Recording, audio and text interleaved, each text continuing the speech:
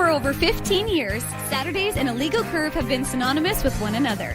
With insight, analysis, and interviews regarding the Winnipeg Jets, the Manitoba Moose, and all around the NHL, here are Dave Manouk, Ezra Ginsburg, and your host, Drew Mindell. The Illegal Curve Hockey Show, presented by PlayNow, the official sports betting partner of the Winnipeg Jets, starts now. The NHL players get a minimum of 22 hours when they play back-to-back, but we're not NHL players. We are the Illegal Curve Hockey Show.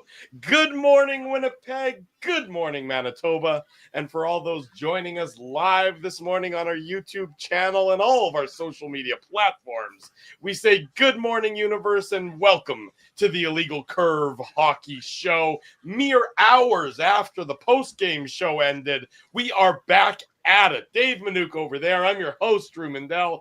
Ezzy Ginsburg running a few minutes behind. He'll join us just as soon as he could jump on. I got to get the blood flowing. I'm going to move around a little bit. I'm going to do some calisthenics, chair calisthenics. Let's not get carried away. I don't want to spend that much energy. I don't have that much energy left, but I got to get the blood flowing. So I'm here. I'm excited. I'm ready. Let's do this thing, Dave Manouk. Good morning to you.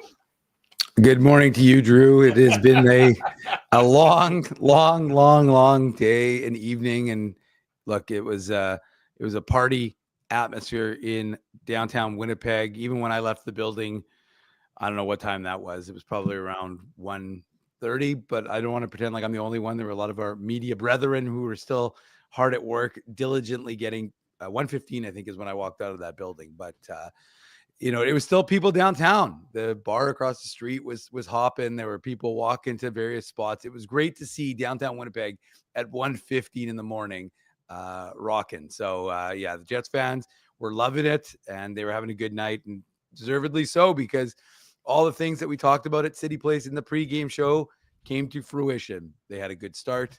The power play found success. Gabriel Velarde and Nikolai Ehlers came to life, and Connor Hellebuyck was excellent. So, when all of those sort of keys to the game come true, well, that the fans are going to be enjoying themselves. There's no reason not to, because you walked out of there evening the series with a big 4-0 win. So, there's a lot of joy in Joyland, as former coach Claude Noel used to say. And there's also a free pizza at the end of the game. So that was another one of his old Noel isms. Yeah. But ultimately, the Jets walk away with a 1-1 series heading to Dallas, I should say. And they should be heading there with a lot of confidence. And even though they won't have last change, and so we'll see how that impacts it. Josh Morrissey being back in the lineup, just so massive for this team. Hayden Fleury and Colin Miller stabilizing that third pair, again, big for this team. So, it's all things came up Jets. And look, I think it's going to be a hell of a good series. I think it's going to be a long series. Now I'll watch it'll be a short one because I said that, but not quite a Ginsburg guarantee. But the most important thing is that, you've got a team that is, feeling very good about themselves with good reason. And Jets fans should feel good about themselves. So if they had to win a game, it's good that they won a game where we get to have a great show last night, and we're going to have a good show this morning. And it leads us into a good weekend of Jets coverage coming up until tomorrow's game at 3:30. That's right, exactly right. And we have you covered in its entirety. You won't hear much from the Winnipeg Jets today. It's a travel day for the team, so there is no media availability. So any questions emanating after last night's game won't be answered until tomorrow morning, when there's probably not even a morning skate. There will be a media availability at some time tomorrow, but the team will be largely off the ice from the end of the game last night, so 11:25 last night until 3:30 tomorrow. There won't be any ice time. I mean, maybe some guys will quietly take a skate in the morning, but there won't be an organized morning skate with the 3:30 in the afternoon start. So a little bit of a different schedule given the mid-afternoon start tomorrow. Yeah, but if you're curious and you want to get on the ice, Sean Reynolds is running a coaching clinic, so you can go. Him and Pete DeBoer are doing it side by side. Yeah, was Pete DeBoer was a little prickly at Sean yesterday, inappropriately so. Says our good friend Mr. Ginsburg, and I fall on the side of it doesn't cost you anything to be polite, even if you don't necessarily like the premise of a question. That's neither here nor there, of course.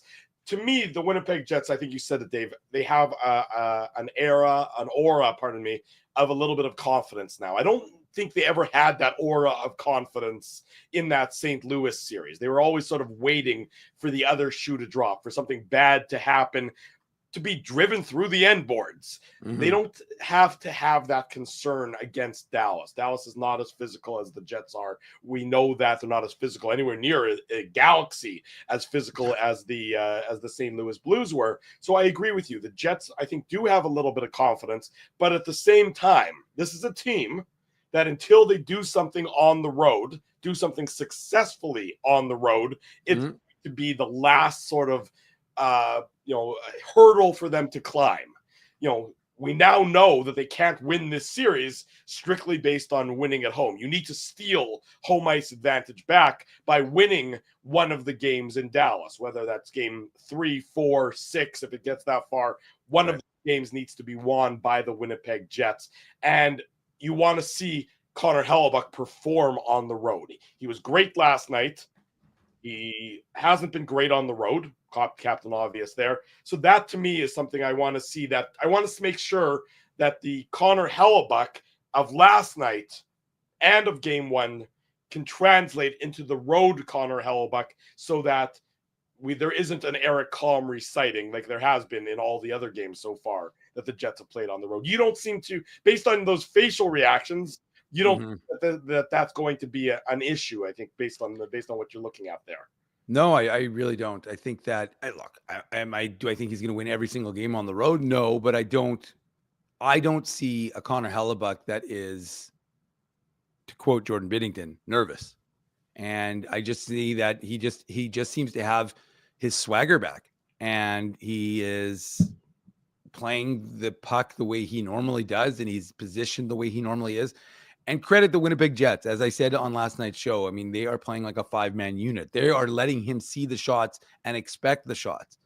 But he's still got to be pretty damn good. And his processor, as Jesse Granger said on our show, I think it was last week, it was fully running. There was no clogging of that processor. He didn't need to clear the cache, if you will. He was working fast and quick, and again, anticipating where he needed to be to make some really nice saves. So, I mean, ultimately, you've got a Connor Hellebuyck that is, back-to-back games. I mean, like he's just been effective. And so, like I said, this is a team that if he's got that confidence in his game, and the team has that confidence in his game, and they are playing the game that they need to play. And yes, you're absolutely right, Drew. They have to go on the road. But again, let's be clear, the best road team in the NHL. And let's also look regular at the season, but yes. Well, yeah, of course, that's what we're talking about. But no, I'm clearly not going to say that about them in the playoffs, obviously, because that would be a misstatement by a lot. But this was the team, and part of that is because St. Louis has been phenomenal at home. They hadn't lost. They win 15 in a row, 14 in a row at the Enterprise Center. A streak that can continue into next season for the St. Louis Blues, because they still haven't lost at home. That's right. So I absolutely. But look, the Jets have gone into Dallas and won. And I think that this Jets team is over. Like, I think that President's Trophy, I'm not suggesting that like they were worried about the curse or anything like that. Obviously not. They knew they were going up against a really good St. Louis team, a St. Louis team that plays a certain way.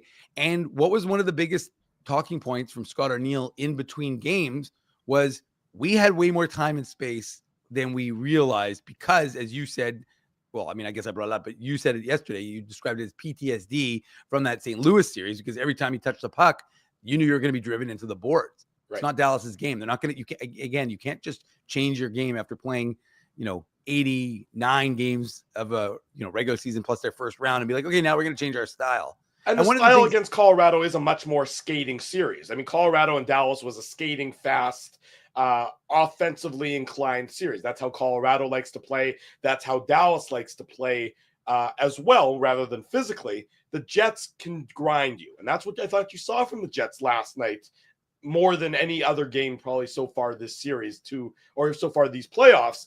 The effect of grind. I mean, the Adam Lowry goal is only happened because of back-to-back shifts of cycle. And the Jets were able to take advantage, frankly, of a weak Dallas defensive unit. on the right side. And I know I've said the right side so many times, I think I'm beginning to, I'm going to start voting conservative or something along those lines.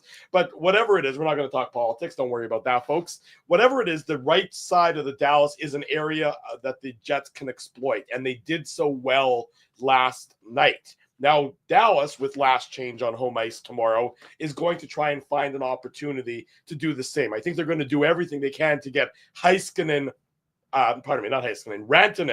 and the rest of his Finnish line mates, Hintz and Granlund. By the way, I don't know that Granlund's actually played in the series so far. He's been invisible. But they're going to try and get them away, I think, from Pionk and Samberg ahead of tomorrow afternoon's contest, because Pionk and Samberg did a very good job bottling them up.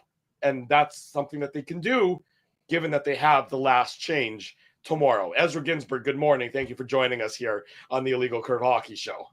Good morning, boys. Sorry for being a little bit late. I was just going to answer that question as if I had been on the show for the first 12 or 13 minutes, whatever it's been here, boys. But yeah, sorry, I was a little bit late. But yeah, talking about Samberg, Pionk, and I'm sure, guys, you've already talked about, up and down the lineup last night. The Jets had a lot of great performers. We talked a lot about it on the post-game show, obviously. Players that you needed to step up, stepped up. You got contributions for all lines. It's a cliche, but the special teams come through early. All of the things basically that we touched on the pregame show, boys, happened last night. So, excited to talk about the big win last night and look forward to Game 3, even though I obviously was a little bit late, so you guys can dock my pay. Yeah, don't worry. Well, it's been docked accordingly. Wait, 0 minus 0 equals 0. Equals 0. Yeah, even if you times it, it still equals 0. So fine, boys. I don't need money. I don't do this for the money. I know a lot of people think I do it for the money, but I don't. You do it for the fame and the accolades is what you do it for. Let's be real. He does it for the free apple fritters. That's true. We got free donuts. Thank you to that nice lady yesterday at City Place good. as part of the pregame show. That's 2 shows in a row now. People have dropped us off donuts. It's almost like our reputations precede ourselves when it comes to our pregame shows and how you find the secret to our heart. And that certainly is donuts coming our way. Speaking of donuts, Connor Hellebuyck put up a donut for the Winnipeg Jets yesterday. Yeah. He was tremendous, especially in that 10-minute period where the Jets had their struggles, where the Jets got a little sloppy, where the Jets got a little loose and away from their structure. Connor Hellebuyck was there to bail the Winnipeg Jets out with a number of grade A saves, which is, exactly sort of what happened during the regular season. You didn't, for the most part, have to see Connor Hellebuyck be excellent for 40, 45, 50 minutes of a game, as we've seen in past years. But when you needed your goalie to make a big save, in a 10-minute stretch or a 12-minute stretch, that's what Connor Hellebuyck was able to do so very well yesterday for the Winnipeg Jets. Yeah, absolutely. And by the way, I'm trying to work on the lighting here. I know just had the comment up that this room actually isn't dark. I don't know what it is, if it's the sun that comes behind me or whatever, but yes, I think I'm trying not to be in the shade. A light. No, I have multiple lights on in here. That's the problem. Real lights, big lights, studio lights. The ones I've been telling you. I can't afford the fancy light package that you have. You could also just move the IC banner so it's directly behind you, and that would block out the reflection on the sun. Yeah, that might help. Did that help a little bit? I don't think it helped at all. But we'll wait till the commercial break, and then just make sure it's like centered behind you. Well, yeah, Dave, I don't have the thousands of dollars to invest in my lighting in my fancy Crescentwood studio like Drew has there. Like in St. James, Drew, I'm living off of nickels and dimes here. Well, Jay Miller asked you, can you make it darker? Exactly. Yes. No, but go back to talking about Hellebuyck and not your lighting. Oh yeah, I could talk about Hellebuyck for a long time here, guys. Like we talked about it on the post-game show. Some of those saves that he was making, those were acrobatic, 10 out of 10 A+ saves. Use whatever superlative you want. He was the best player on the ice, period. Like the Dallas Stars could have easily had 2 or 3 goals in last night's game, but Hellebuyck outplayed Ottinger. And let's be honest, guys, with maybe the exception of Game 2, I keep going back to that Game 2 when the Jets won 3-1 at home. But really, you could argue that Binnington outplayed Hellebuyck in 6 of the 7 games, at the very least 5 of the 7 games, right? And Ottinger was better than Hellebuyck in Game 1. But, Game 2, we kept joking about it, but really it felt like Hellebuyck was back. The Hellebuyck that is the best goalie in the world that we expect to win the 3rd Vezina and possibly a Hart Trophy, right? So He was incredible yesterday, and that's very good news for the Jets, who are going into a building. Let's be honest, guys, the Stars are one of the best home teams in the league, and the Jets have to come out of there with at least a split. So with Hellebuyck playing like this, that's only good news, right, Dave? Yeah. No question. But I asked Dave. Yeah, I know, but I'm going to jump in there because I asked Dave a question before you jumped on this morning. Do you need to see Hellebuyck do it on the road, given the struggles that he had in round one? Absolutely. To be convinced that he's sort of over that bugaboo as well.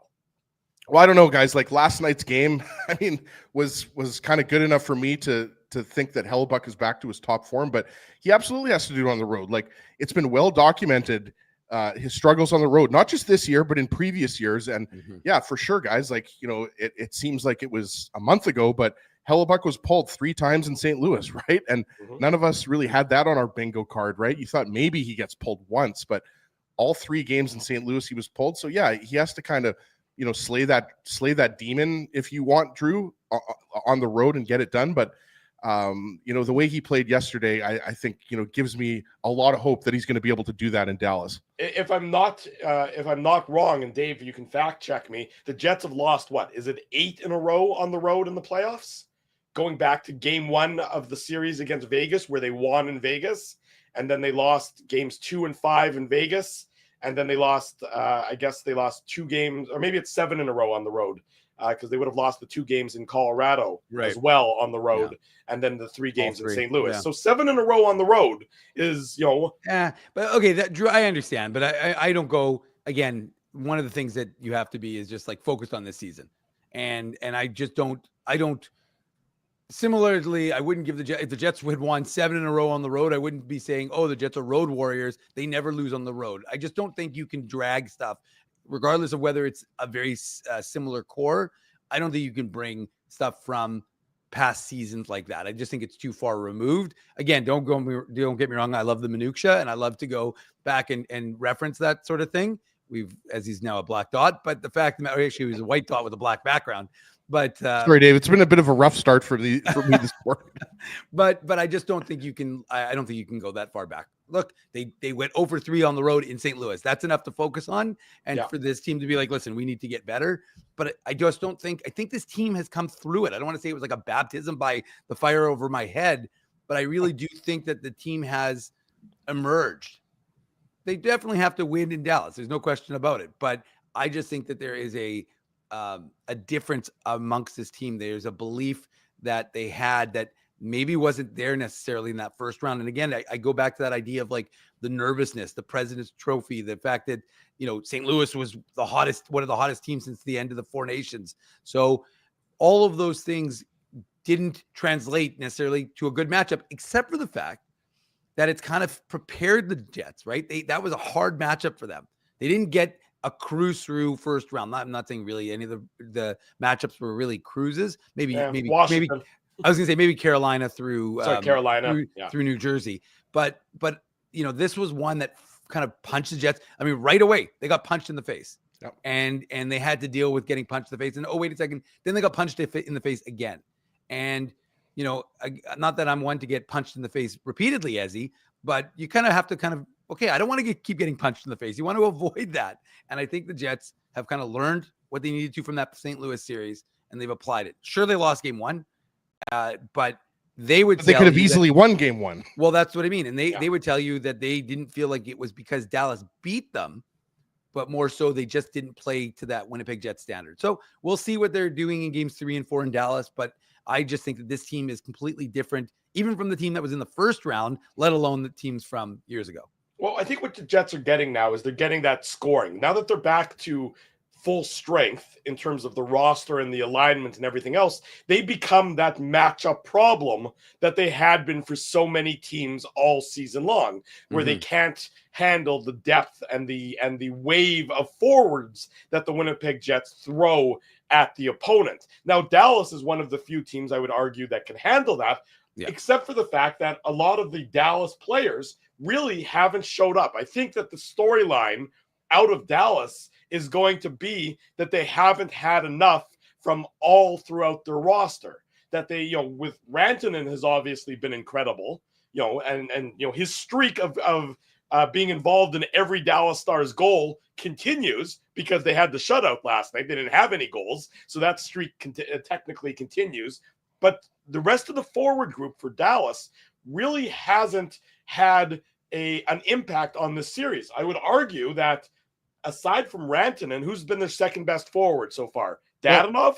Yeah, Dadonov was good last night, Drew, and I really like Wyatt Johnston's game yesterday. I mean, he was more noticeable in game 2. He was a lot more noticeable, but like, for example, right, like I'm looking specifically at that line of Duchesne, Ben, and Sagan, right, like the veteran line, and Duchesne was noticeable yesterday, but that line certainly, I thought they looked slow. Well, they certainly haven't, lit the world on fire, and I would argue that the Lowry line has probably been, like, I would say the two best lines in the series have been the Scheifele line and the Lowry line. So when the two best lines in the series have been on the Jets, that's a good thing. And right, like Rantanen, yes, he had a hat trick in game 1, but that was really one good period when he went on a tear there. 10 minutes. So again, I think if you're the Jets, you're saying, we've been the better team for 4, maybe 5 of the 6 periods.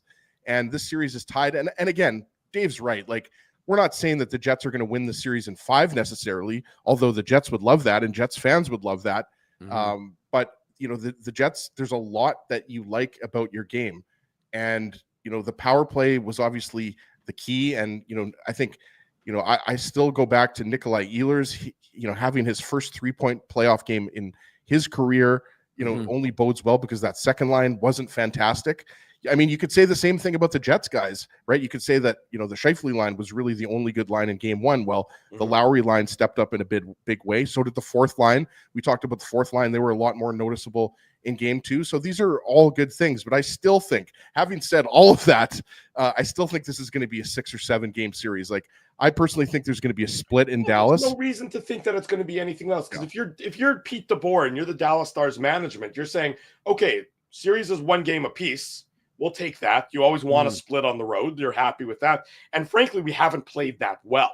I mean, I think that's also sort of the yes and when you're doing a 2-game synopsis so far, Dave, is that Dallas is probably pretty pleased to be at 1 game apiece because they really haven't had what they would probably consider a Dallas Stars-esque performance. Now, is that because they're struggling? Is that because the Winnipeg Jets are doing something to neutralize them? A combination of them both? Well, last night I would say for sure that the Jets just did a really good job of making Dallas uncomfortable and the Jets taking advantage of it. Game 1, to me, is such an anomaly that you almost have to throw it away because it was such a non-playoff game with the vibe that was there that it's hard to really extrapolate much from game 1 moving forward for the next 5-6 games in the series, whatever the number ends up being. So to me, it's really the playoff style games. There's only been one of them. The Jets won that one. Now it's Dallas's opportunity to counterpunch the punch that the Jets threw. Yeah, no, there's no question about it. And look, if you want to be a Stanley Cup champion, you can't just win at home. And as you went through, Drew, you can't do that based on the way this series is now going to play out. So the Jets are going to have to go in and continue to play their game. And that's the key I've seen some suggestions from folks who watched that Colorado and Dallas series that said that Colorado beat the hell out of, not necessarily, in terms of physical, but there was a bit of a, almost kind of like that war of attrition that we heard. Not again, the way I talk about that Jets Nashville series from 7 years ago and how the Jets were pretty spent by the time they went up against Vegas. But I've seen some people say that. And again, I didn't watch the Colorado Dallas series enough to be able to, informatively say that with any sort of accuracy, boys. But it's an interesting one because there are a lot of Dallas players, to the point that Drew and as you've been making, that haven't really emerged so far. I mean, Rantanen was noticeable, and there have been some guys, and Jason Robertson was doing his best to try to, after plays, get under guys' skin. But like Jamie Benn has been invisible. Tyler Seguin has, other than as he detailed, drawing high sticking penalties and taking high sticking penalties. I agree. Sorry, Dave. I just wanted to say, like, Jamie Benn, I think pretty sure you guys know this. Like, he's always been one of my favorite players across the league.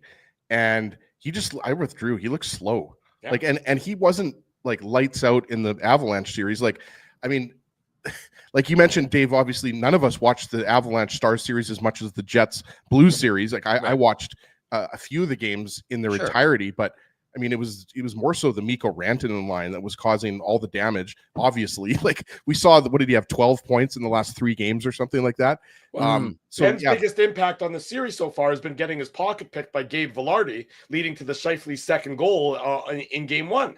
Right, and that's the thing. This is, sorry, Dave, just before you get in here, I was going to say this is a series like, to Drew's point, last night's game, I think, is more so what you're going to see in this. Like, I think it's going to be a very much a back and forth series. You saw it open up yesterday, and that's not like Jamie Benn's game. Dave is like, you know, off the boards, but, you know, working things down low, like his physical game, right? Like he's not a guy that like you're expecting to score a lot off the rush. Just wanted to get that in there. No, you're right, and that doesn't translate to success for him. And I just thought that he was not there, and you know, Jets fans have watched Jamie Benn enough to know how dangerous he is and can be. And look, when Peter DeBoer was still a hell of a good coach, even though he's now in Sean Reynolds' coaching clinic in about an hour, that, you know, as he wasn't there when I made that joke earlier, so I wanted to make sure I got that one in for good one, Dave. That was a good one. Thank you. But it was better the first time you made it. It was, but as he wasn't there, I needed to get Ezzy to chuckle. I needed that high course ha. So, although he was muted, so I didn't get the audible. But anyways, the fact of the matter is that we'll see if the home ice advantage changes the way that those pairings or the matchups work for Pete DeBoer, and he can get more favorable ones. But more importantly, the Jets, with a healthy forward group as best they can be at game 91 of the season, or I guess it'd be game 92 come Sunday. But the Jets, the way they're playing, you know, getting those guys back. And most importantly, first of all, we have to talk about Dylan Sandberg. And I know we're going to in the course of this game, because he was, you know, I want to laud him for how incredible his ability to kill plays was, because that should be the name. You know, in like, was it the XFL where you could have your whatever name you wanted on the back of your jersey? On the back, Rod Smart, so he hate me. Dylan Sandberg's would be like, I kill plays at the blue line or whatever it is. Too many letters. You cannot fit that on a name bar. Zone entry denier. That's better. Zone entry denier. You can do that. I'll tell you what. We'll talk more about Sandberg a little bit later on in the show. For now, though, let's go to break. Our good friend and yours, you haven't probably heard from him for a long while, Rick Ralph. He's going to join us. Slick Rick. Up next on the Illegal Curve Hockey Show Saturday morning. It's presented by PlayNow. Drew Mandel, Dave Minuk, Ezra Ginsburg, Slick Rick Ralph. Up next. We want to thank you for not betting with PlayNow and choosing our illegal gambling site instead. Because we couldn't afford things like this without your money. So much of your money. Now you might have questions like, do our profits benefit your community? No. Or bet with PlayNow, Manitoba's local legal and secure gambling site. Dining, entertainment, parking, and convenience, all in one spot. City Place is located in the heart of downtown Winnipeg, attached to the Canada Life Centre. Whether you're working, living, or out for a night in the downtown, make City Place your go-to destination before or after the fun finds you. Lunchtime, game time, anytime, visit City Place at 333 St. Mary Avenue, next to Canada Life Centre. Holt Dental, the new official dentist of Illegal Curve, has a philosophy rooted in 2 unyielding principles: genuinely caring about patients and providing outstanding service. Being a patient of Holt Dental means more than just checkups and treatments. It's taking the time to listen and talk to each patient so they can achieve the best long-term health, functionality, and aesthetics for their teeth, mouth, and gums. Conveniently located at Grant Park Festival on Taylor Avenue, Holt Dental is dentistry of the highest quality in a comfortable and relaxed environment. For more information, visit holtdental.ca. Oh, and there's plenty of free parking at the front door, too. Celebrating its 40th year as Winnipeg's home for stand-up comedy, Rumors Restaurant and Comedy Club has recently been named Canada's top comedy club and a top 5 comedy club in North America. From birthday parties to date nights to fundraisers and everything in between, Rumors is your destination for the best and most affordable live entertainment Winnipeg has to offer.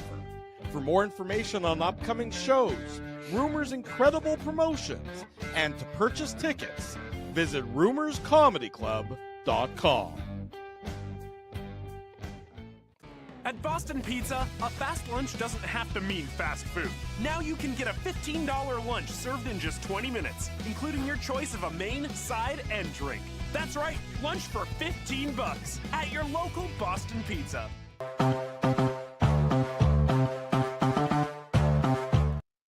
Bottom of hour number one. Welcome back to the Illegal Curve Hockey Show, presented by our friends at PlayNow. Drew Mandel, Dave Minuk, Ezra Ginsburg. There he is from Calgary. Our good friend Rick Ralph joining us on the show. Rick, how are you, buddy? I miss you, Rick. Too long. Well, gentlemen, it's is it that cold in Winnipeg? Why has Minuk got the fire going behind him, or is that a normal thing? It's just a normal thing.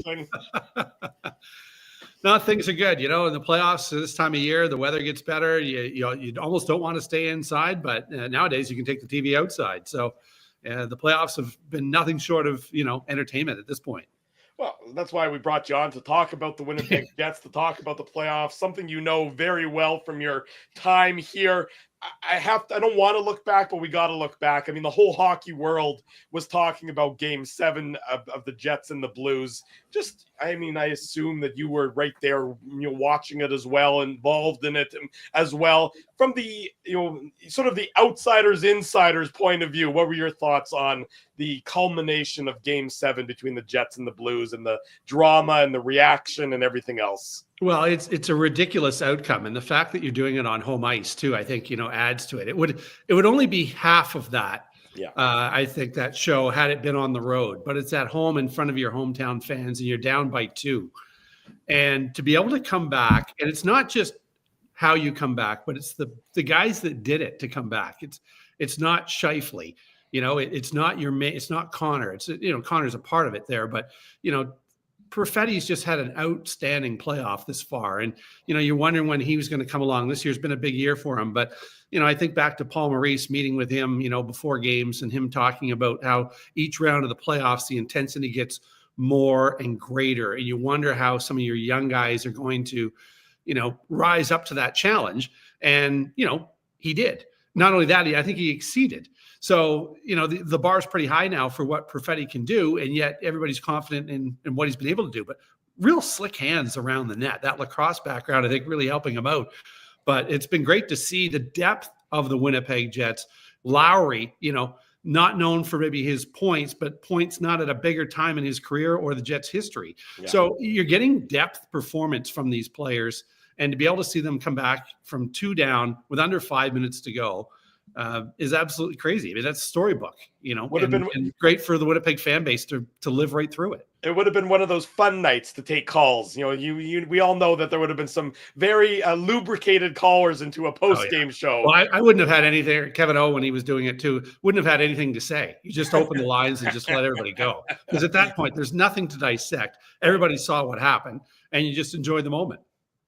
Yeah, absolutely. And it doesn't feel like that long ago that, we were doing the post-game show with you at Boston Pizza downtown, and after a loss, fans would be all down on Hellebuyck. After a win, everybody would be obviously Hellebuyck's best friend. But we have to ask you about Hellebuyck, because he has his best game of the playoffs yesterday, and I'm sure just like us, you've watched his ups and downs. But we were talking about it before you came on. It's only great news for the Jets when Hellebuyck is playing like that, because obviously the stakes get a lot higher going back to Dallas for games 3 and 4. Yeah, everybody has seen Hellebuyck's progress, and we've seen what he can do in the regular season. I think everybody has seen and has gotten tired of, and if we've gotten tired of it, I'm pretty sure the fan base or Hellebuyck in particular has gotten tired of the stats of him in the postseason. Well, last night's performance, a 21 save shutout, a lot of those saves coming in the second period, I thought very difficult saves.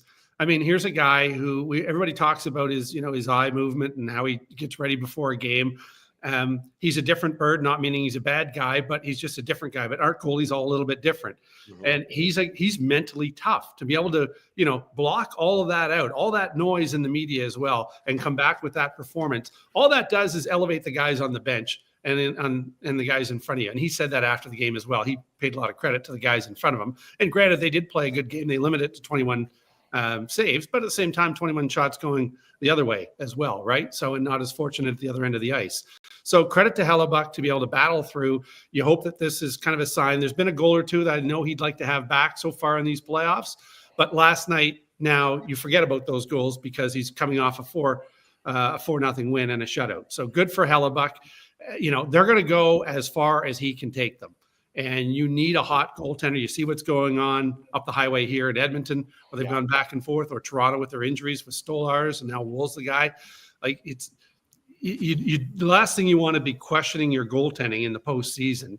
And they haven't had to really waver off Hellebuyck because he's been able to bounce back. Rick, you talk about Adam Lowry and his points and, 4 goals already through the playoffs. That I know a couple of them were empty netters, but still, I mean, the fact of the matter is he's putting the puck into the back of the net. From your perspective, you were here from the start of the return of the Jets, and now, for a vast majority of the time that they've been back in Winnipeg, just looking at the growth of this team and now where they are poised to be, a team that is competing for the Stanley Cup. Did you kind of see that this is, I mean, it's amazing. We were talking about it yesterday. It's been 7 years since they won in the second round. And so just from your perspective, as someone who was, connected to the team as anyone could be, to now, I mean, I know you're removed in the sense that you're not in the province anymore, but just from your vision of the growth of this team and the core players that are part of it. Well, David, you go back to, I'd even go back 10 years ago, right? When they first start getting a sniff of the playoffs and then absolutely get wiped out, right? And then you have to go through that. It's all part of a process. And, Cheveldayoff's got his kind of his sayings that he's used. But I was thinking about him this morning. Like, he's got to be pretty entertained by the fact that this club is a strong club. And you've seen it built.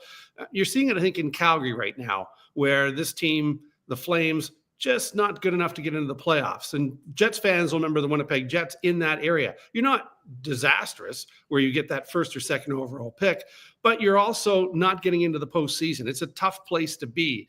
But the patience of the Winnipeg fans, or in this case, the patience of the Winnipeg Jets, because Cheveldayoff's still the architect of this program going forward, where you've seen this team now get into a situation where you've got, Ehlers is 29 years of age now.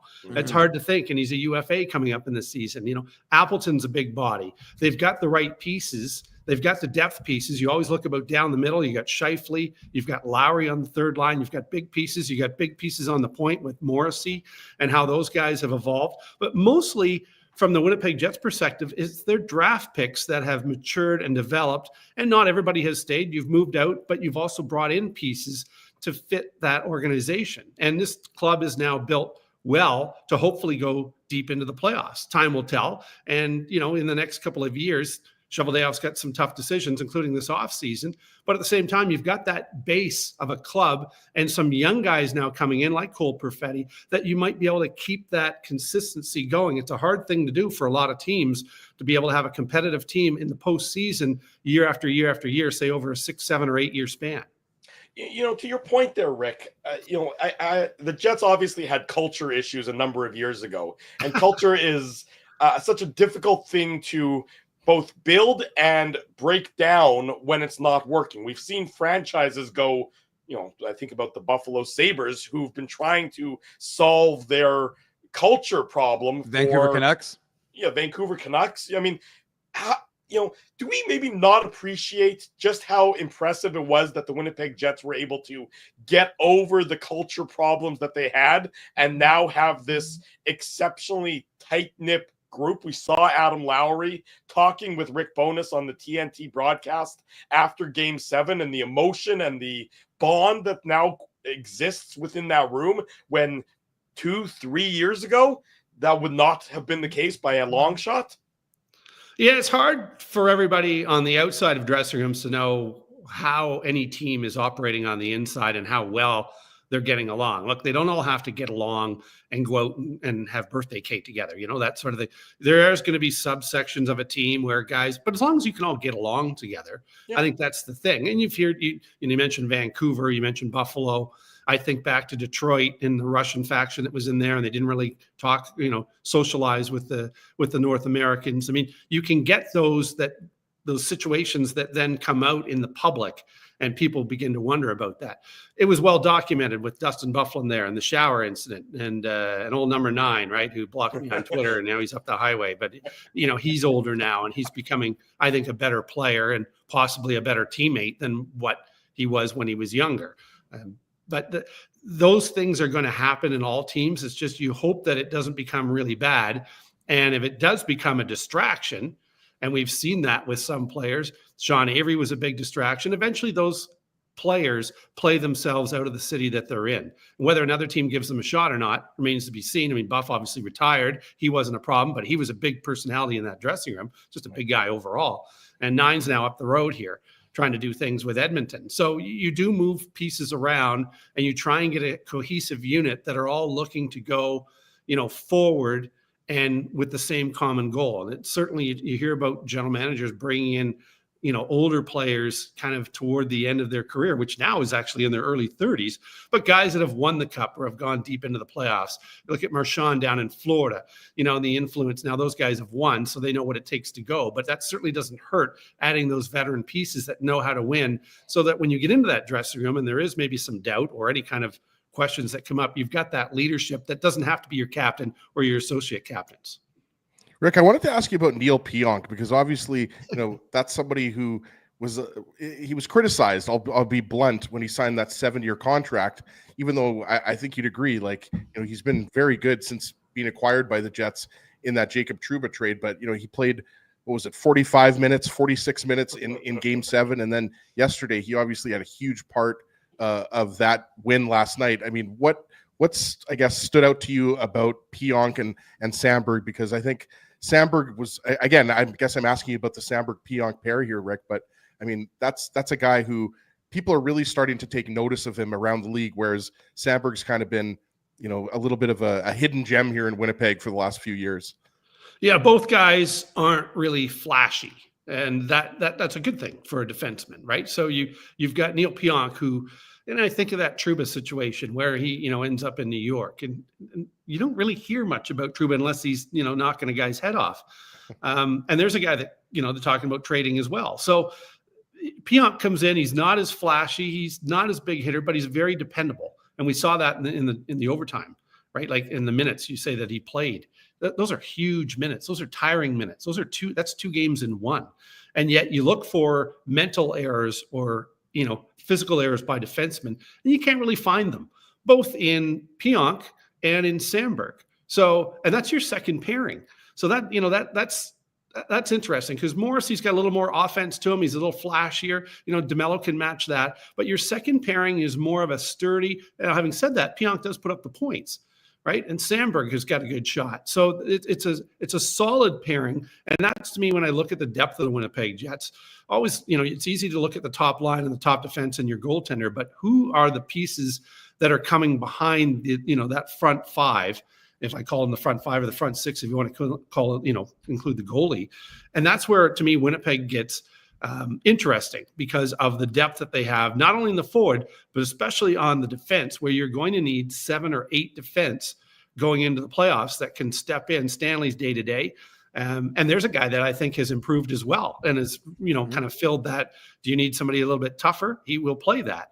But, the core of the Winnipeg Jets defense is Josh Morrissey and DeMello, but not to discount what the job is that Sandberg and Pionk have done, because those are your top 4 guys that are really going to roll. And you can put them up pretty much against any of the postseason teams this year and their defense core as well. You're not as flashy, but very, very dependable. Rick, what is the whiteout tradition looking like on television? Again, we're in the building. We know it's how crazy it is, how loud it is. Obviously, again, you were here for the playoffs, but from your perspective, just we're seeing, especially now as it gets condensed, there's only 8 teams in the playoffs at this point. So there's the focus becomes more on these sort of things. And to me, it's just, there's so many good stories that we're hearing of fans coming. A friend of mine just told me a story of a Jets fan. I don't know where she was from, but she had tickets. She flew to Winnipeg for Game 7, her flights were delayed. She got to Winnipeg for she got to the arena for the third period. And you're like, how brutal is that? You fly to Winnipeg, you finally get there, flights are delayed, you get there and your team is down 3-1. And you're like, this is what I killed myself to get there. And then of course she ends up seeing the best part of the games. But from your perspective, just all of those things we're seeing, what is it translating to outside of this market? Well, to me, and I know some younger people here that are Jets fans, and they're actually from Saskatchewan originally, and they have made the trek to see the Winnipeg Jets in the postseason. There's Winnipeggers here that, I was in a pub last night just quickly to grab a bite or two, and Leaf just a bite, not a pint. No pints right? whatsoever. Well, a bird never flies on one wing, Drew. So you know that there's not just one.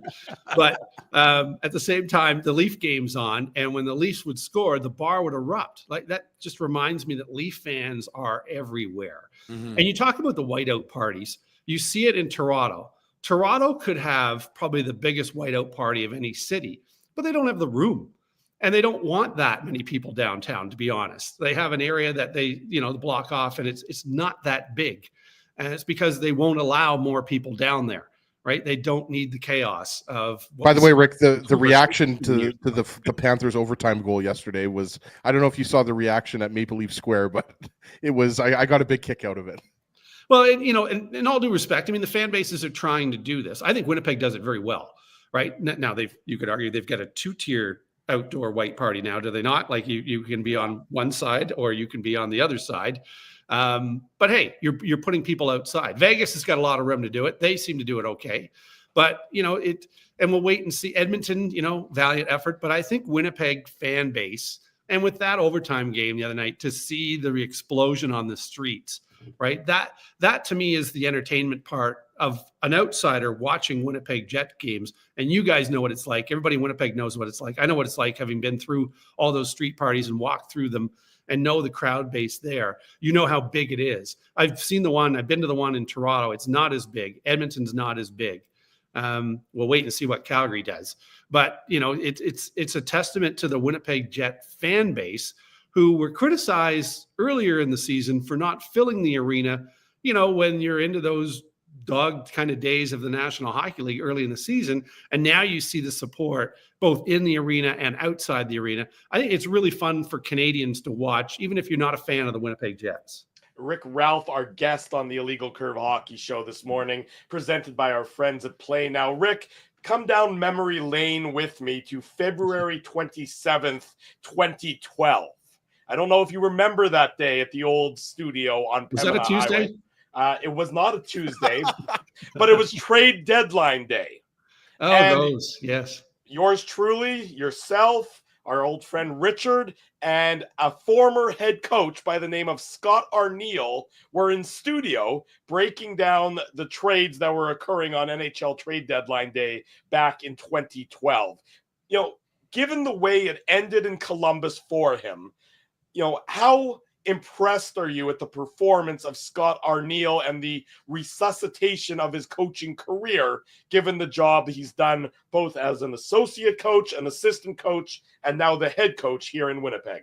Yeah, it's funny, Drew, when you're going back that long, that's 13 years ago. Think about his career now over the last 13 years, the experience that he's got, the people he's worked with, the experiences that he's had and that he takes with him, which is what all coaches do. And Paul Maurice stepping away and then winning in Florida. And now, has his hands full against a team that dismissed him. And I was in Toronto when he was let go there. So it's kind of funny to see, Maurice at one point kind of bounce around and finally win. And now you have Arniel that arrives here with this club, the way it's built, the timing of the two coming together. But it's not just the timing of the two. As Cheveldayoff and his staff know, you've got to find a coach who can manage that group, inspire that group, motivate that group. You would think in the postseason, they don't need to be motivated much, right? And NHL players don't. They know what they're after. But at the same time, you're a guy that has to manage the people in the room, the lineup, the lines that you throw out, manage your TV timeouts, manage all that stuff, which becomes part of the head coach's job. And, he's done a great job. And I, wish him nothing but success with Winnipeg. But the timing to arrive at both his career and where this team is built, playoff caliber as well, is interesting. And, timing is everything for him. It could be Maurice that's still here. Would they be doing as well? I don't know. Sometimes you have to fail to make that step forward. In this case, it's a new coach that's in and managing well. Rick, did you happen to hear Pete DeBoer's post-game presser yesterday?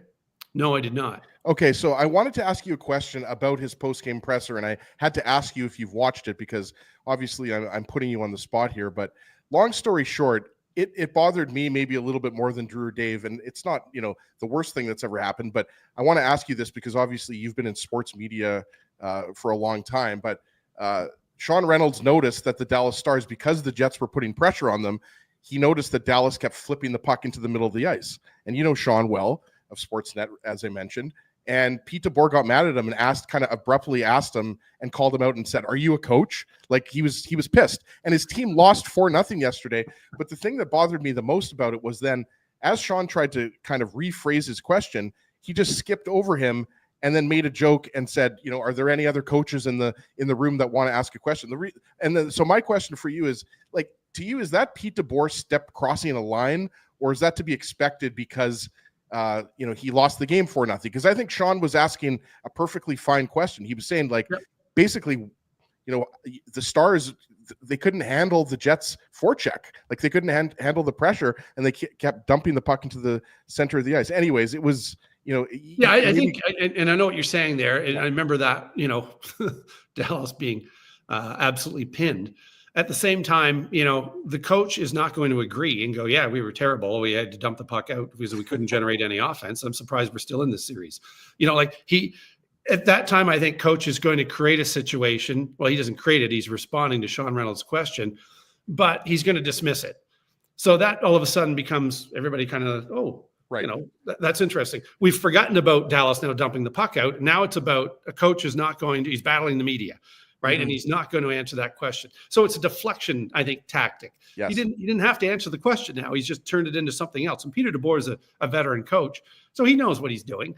And to me, he's deflecting away from that. His team just got shut out, and he's trying to manage that moment by deflecting it and move on now to game 3. Rick, there's a reason why he and Paul Maurice are such good friends, because nobody was better, as far as I can tell, in coaching at deflecting questions he didn't want to answer than Paul Maurice. And he was an absolute legend at that. You'd be asking him a question and he'd cut you off because even though you weren't done asking the question, he wants to direct it a completely different way. So, I mean, these guys, these veteran coaches, they're not there by accident, and they are media. No. Most of them are media savvy, and they know exactly what they're doing and how they're doing it. So I agree with you. He was just going to change the nature of that sort of questioning to direct it away from where he didn't want it to be. Yeah, and this time of year too, dealing with the media, especially after a 4-0 loss, is the last thing you really want to do is come out and speak to the media, right? It'd be the last thing he'd want to do if they were winning 4-0. Well, that's just it. There's some coaches that just don't want to have anything to do with the media, like Torts. But at the same time, and I like Torts. I get a kick out of him, but there's a guy that, battles with the media all the time, but they know how to push his buttons. Right. Maurice is a different character in that he's been part of the media as well. And so he knows how both sides work. So he can play that fiddle pretty well. And I think of coaches, I think of like Wayne Gretzky. How far am I going back now? So I'm in Maple Leaf Gardens. I'm a reporter. He's with the New York Rangers. And he's obviously a veteran player at that time, much respected. There's a blue line on the floor that none of the media members can cross, or we're outside the dressing room because the room's too small to accommodate everybody from New York and Toronto that want to speak to the great one. And we're told that Gretzky will talk to you when he's ready. He is 3 feet from us, but he hasn't turned to face us. He's taken a stick. He's gone back into the room. He comes out with a stick. He autographs it, gives it to a child that's sitting off to the right in a wheelchair. And when he comes back, he steps behind the line. He looks up and he goes, "Okay, guys." And then the questions start. Now, the thing with Gretzky, if the questions were one upon the other, so they're right on top of one another as they're coming, and as he answers it, there's another one. If there's a pause after he's answered a question, that means nobody else has got another question. They're trying to think of something. He's like, "Okay, guys, thanks." And Wayne was always like that. He'll answer the questions but as soon as there's a pause, we obviously don't have any more important questions because the media is trying to think up of something to ask now. No, all the important questions are done and you go. There's a player knowing how to work with the media or, use the media, not use the media, but know that enough is enough. And I think you see that with some of the veteran coaches, especially in the postseason. And DeBoer, that's what he's doing. He's deflecting at that situation. Let's move on. Let's forget about this 4-0. I don't care about guys dumping the pucks out. He does privately, but publicly he doesn't want to labor on it. And they just want to move on and get into game 3. No pause between that answer and this question. Rick Ralph, our guest on the Illegal Curve Hockey Show. Rick, Mark Scheifele and Kyle Connor are never going to be confused for Selke award-winning players. But just from an outsider's perspective, as a guy who watched them coast through defensive responsibility for so many years, what do you think about the fact that they've now sort of added that premium to their game where they acknowledge and they accept and they try to better themselves and make themselves more well-rounded as defensively conscious players? Did you think that it was going to be possible for those Leopards to change their stripes at this stage of their career? Well, I think it comes, you credit the player for the most part, credit the coaching staff for not letting up on that. I thought Mark Scheifele early in his career, look, there's a lot of offense to his game. And he likes to be scoring goals, assists. He likes the offensive side of the game. But with that center job comes the defensive responsibilities. And I think when he was younger, you didn't see that devotion to that part of the craft. It was more about the offense. He retained the services of Adam Oates to work again on his offense. Adam Oates was not known for his defense. And so you end up with that player who constantly spends a lot of time on improving their forward craft, the offensive part of their game. But I got to credit Mark Scheifele for now, being that guy that comes down low into his own end. And you're seeing the same thing with Kyle Connor. So something has realized that, I credit the players, first of all, for realizing that what they were doing before may not be working totally as a whole for the team. So it doesn't take anything away from what either one of them are doing offensively, but at the same time, they're at the other end of the ice now in their own zone, picking up that center, being down low, battling for pucks. That's not something we even saw, I don't think, from Scheifele maybe 6 years ago with Wheeler and Laine on a line, right? You just don't have that. And Laine is another story, and see how that movie is developed, right? Funny how you go back, and I'll switch gears a little bit, but funny how you have players in Winnipeg and you think, oh, we can't afford to move this person. We can't afford to move Jacob Trouba. We can't. What are we doing trading Laine? Like, what, are we out of our minds? Well, things have a way of working out, and for the better. Rick, we talked about, I should say, the whiteout crowd earlier, and I wanted to ask you kind of what kind of memories have been coming back for you, because you mentioned 2015 when the Jets were swept by the Ducks. You were there, in 2018, 2019, 2020. You make it sound like it was my fault. Yeah, no, not at all. Not at all. That's not what I'm saying. But I mean, like, I haven't been going to the games. I've just been watching them at home. But Drew and Dave have been there, and I think they'd agree. Like, this arena has been rocking kind of differently than in previous years. Probably the President's Trophy, winning that's playing part of it, and the fact that the expectations are sky high. But for you, what kind of memories have been coming back? Because you experienced the whiteout many times. Yeah, the whiteout, I'll go way back to the first game, the first preseason game, and being in the arena and seeing the fans in the arena. What are the doors open 2 hours before a game? And these fans are already in the building 3-4 hours before the game. And I'm like, where have I come to? And what is going on? And that dissipated a bit. But when that first playoff series took place and you start to see the birth of the whiteout, and there is one or two birds out there that just can't seem to find a white jersey, right? And they've got to wear the blue. They've got to be that person. But it's been fun to watch. It was fun to be a part of. And now to me, it's just elevated as well, because this team, the deeper it goes, the more intense these whiteout parties become, the more everybody wants to be a part of it. And I think you'll see people, you're already seeing a lot of people travel in for it, but you'll see more and more, provided the Jets can go further, of people jumping on this bandwagon that is the Winnipeg Jets whiteout parties. Rick Ralph, our good friend, joins us from Calgary, but his heart, I'm sure, remains here in Winnipeg. Rick, thanks for this. It was a fun time catching up with you. Best to you, best to Sam. Keep watching, and we'll do it again real soon. Gentlemen, and I use that always with a lowercase g, it's always a pleasure. Thank you, Rick. Be well, buddy. Take care. Cheers, guys. Yeah. Thanks, Rick. There he goes, Rick Ralph, joining us this morning. Oh man, I really do miss Rick. Rick, he's a we text every so often, right? Like I'm sure.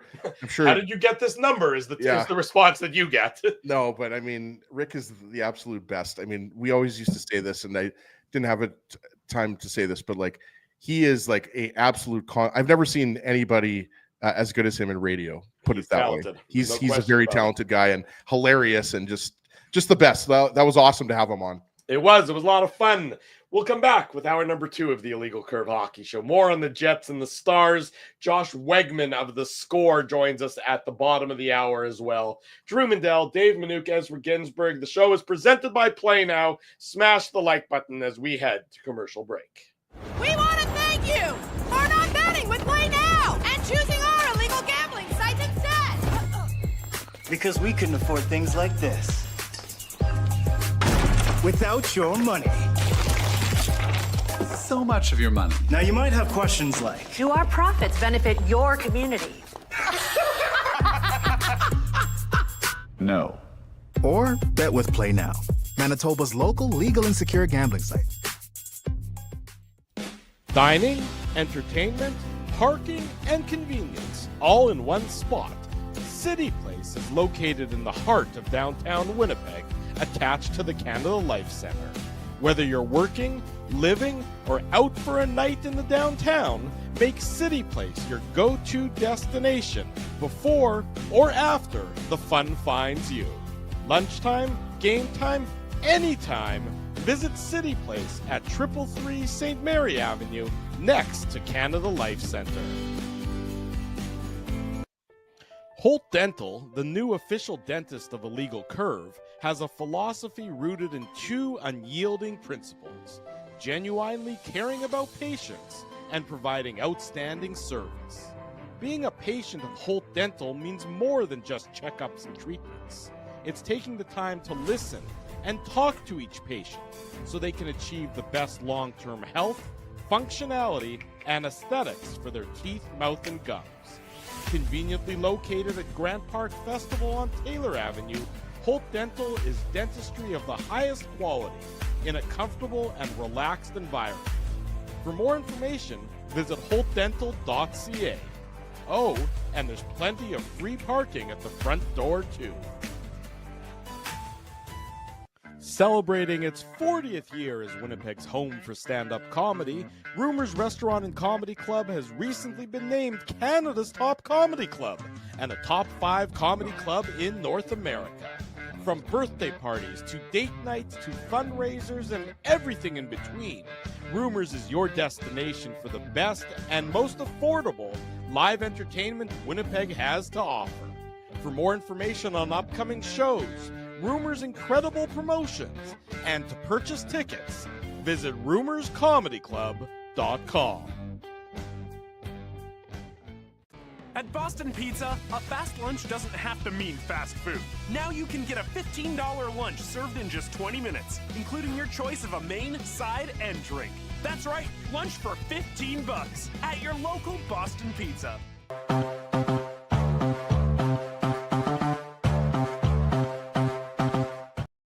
Welcome to hour number 2 of the Illegal Curve Hockey Show. Drew Mandel, Dave Minuk, Ezra Ginsburg with you. Nice to see so many familiar faces and new faces joining us this morning here on the Illegal Curve Hockey Show. I just added to my Instagram the link to last night's post-game show. So you know we've been doing a lot of shows over the last little while, but we wouldn't have it any other way. This is show 17 of the last 24 hours. It sort of feels that way, Ezzy.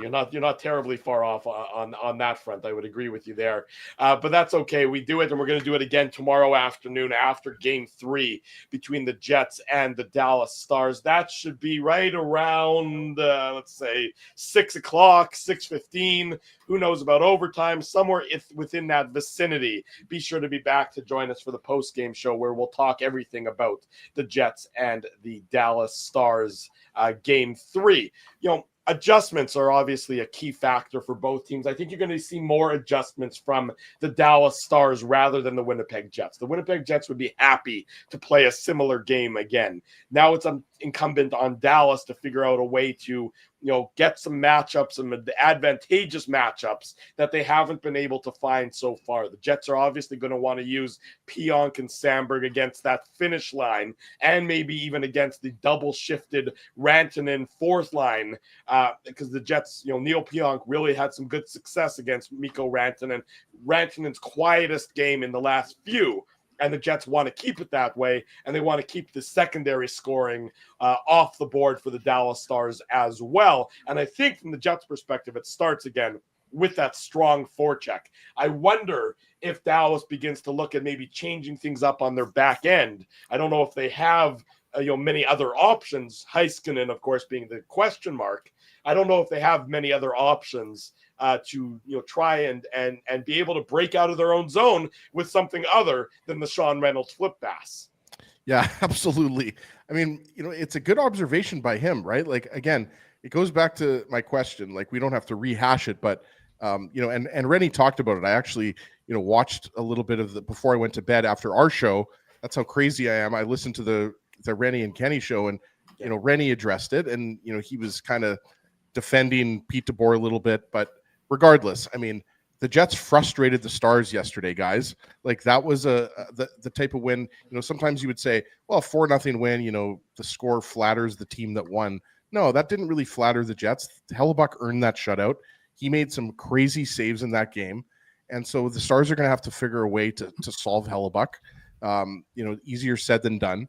It was done in St. Louis, obviously, but I think the Dallas Stars are definitely going to benefit from having their home crowd, having the last change. We all know the things that the home team benefits from, and that is we were there back in 2018 for our friend Hart's bachelor party, Drew. So yeah. we've been in that building. The Dallas Stars are great fans. They played the Jets. That was it. So happened that they were playing the Jets that day as well. Yeah. No, it was a good game. Do you remember who won? I don't remember who won that game. Did the Jets won? No, Dallas beat the Jets that day. Dallas won. Yeah, I couldn't remember. That's like, what is that, 7 years ago now, 8 years ago? But yeah, I mean, I think if you're the Dallas Stars, you're concerned a little bit about the lack of offense from everybody aside from that Rantanen line, right? Like, we talked about that line of Wyatt Johnston, Jason Robertson, Mason Marchment. Like, that's a really good line, and I don't think we've seen the best of Jason Robertson yet, and that's to be expected, right? He's only had a few games back in the lineup, right? Similar to kind of when Gabe Velarde and Nikolai Ehlers came back to the lineup, right? David takes these guys a little bit of game action to get going. So if you're Dallas, you're saying, like, we still haven't played our best game. Yes, the Jets shut us down, and Hellebuyck made some incredible saves, but we easily could have had 2 or 3 goals in that game. So it goes back to what I said before, boys. Like, I think this is going to be a 6 or 7 game series. If I'm a betting man, I'm probably saying this is going to be a 7-game series. So I think, you're definitely going to see some minor adjustments from the Dallas Stars because these teams are getting more familiar with each other. Yes, they played 4 times during the regular season. So this is 6 meetings between the teams. But, things like the power play that Drew mentioned on the postgame show yesterday, guys, like, I feel like the Jets kind of made that adjustment with all that pressure that the Stars were throwing at them. They knew that they had to move the puck quickly, work it down low. There was some more space down low. We saw Ehlers had all types of. Talk about the power play. Let me interrupt you for a second, Ezzy. Sorry about that. You talk about the power play, and one thing that stood out to me, Dave, is that, look, we know that Josh Morrissey is not at 100%. There's no way he possibly could be, given the the 2 games or all of Game 7, less 2 minutes, and Game 1 that he missed. To me, I wonder. I don't think that his shot is there right now. I think that the shoulder is still bothering him and maybe hindering, his point shot. So I wonder if Dallas maybe begins to adjust a little bit on how they treat the Jets power play and maybe play off of him a little bit more because they don't think his shot is up to snuff because of the shoulder injury. I thought there were a number of opportunities in the game yesterday where it would typically be a Josh Morrissey point shot that he passed up that point shot that I think has something to do with the shoulder injury.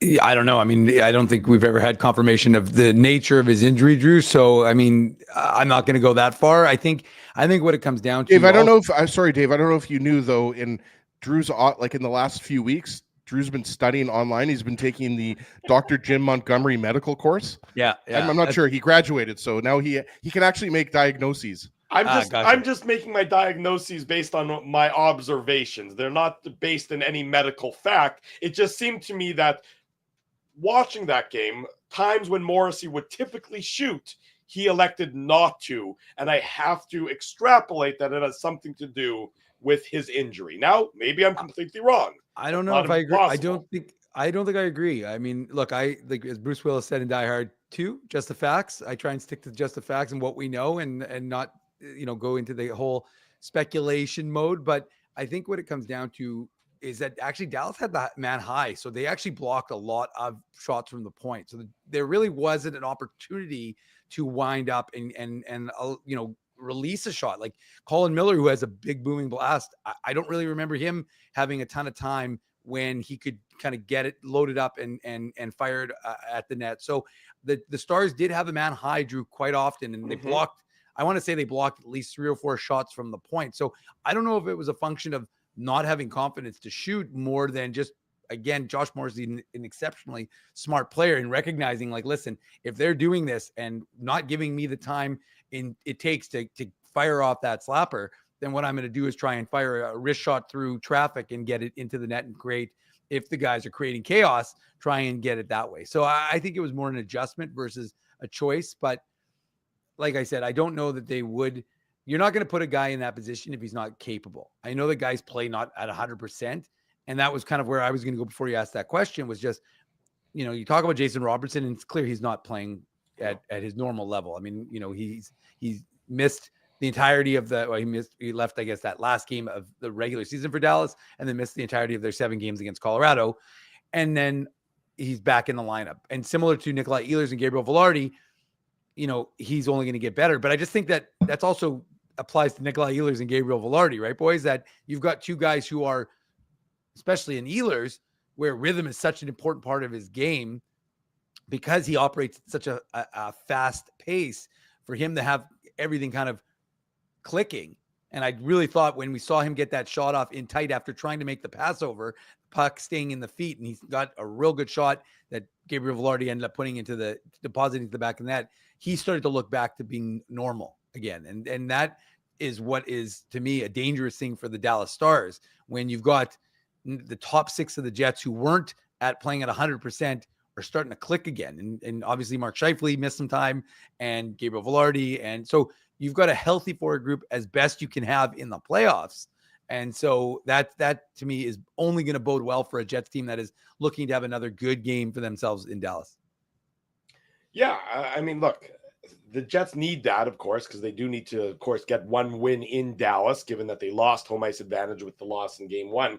I go look at Dallas's back end, and I do wonder, as I mentioned, Ezzy, that I wonder if there's adjustments coming from Pete DeBoer. I don't think he's going to make many changes up front, because, he's got an enviable amount of talent up front. So much of it is injured, much of it is banged up, much of it might not be executing, at 110%, but it's still a solid core.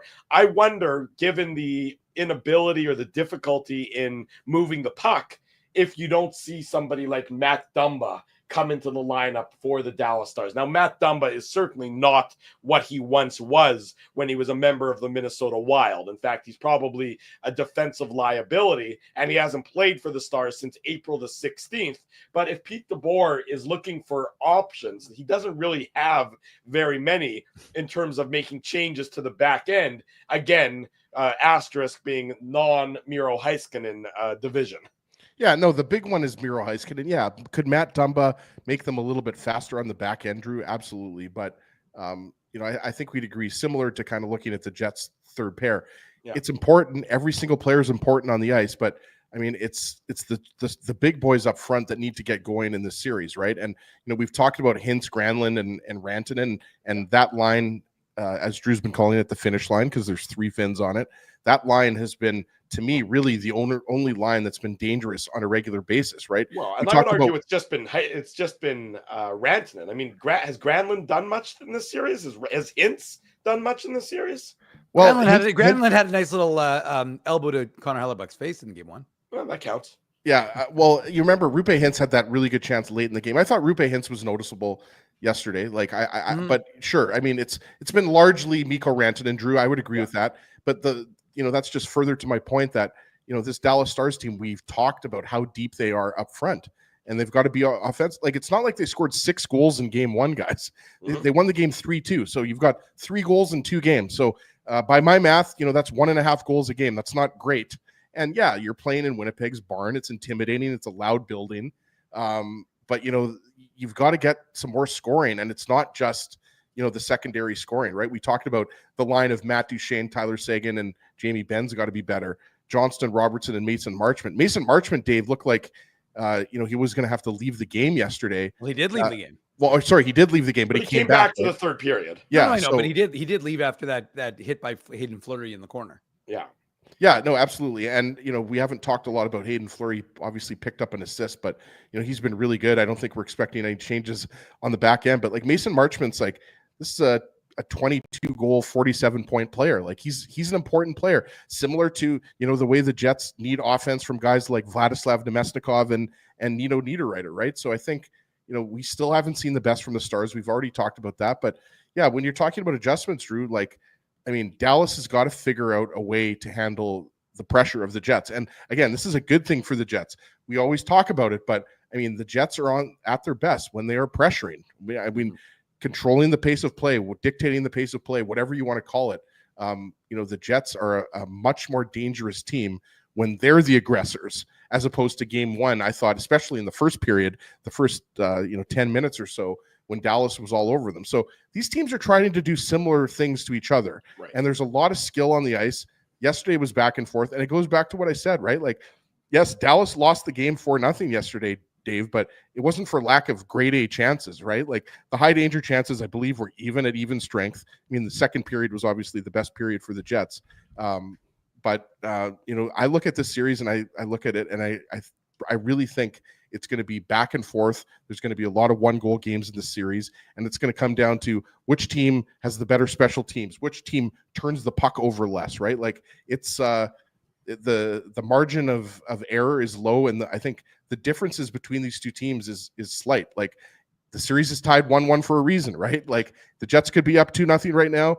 The Stars could be up 2-0 right now if it wasn't for Hellebuyck's heroics. So I mentioned the special teams. This series is just going to continue to be tight knit. You mentioned the special teams. If I'm not mistaken, Dave, I believe the Jets are 17 for their last 18 when it comes to the penalty kill in these playoffs. I think I heard our good friend Kelly Moore of CJLB say that stat. And, if the Jets, they haven't been taking an especially large amount of penalties on home ice, at least, certainly in St. Louis when the games got out of hand, that's a separate issue entirely. But if all of a sudden the Jets are beginning to solidify their penalty kill, which was a bit weak early in the series against St. Louis, has been better as the series went on, and maybe beginning to get some contributions from that power play, boy, that's another element of the Jets game that is really beginning to round into form at an optimal time, I would say.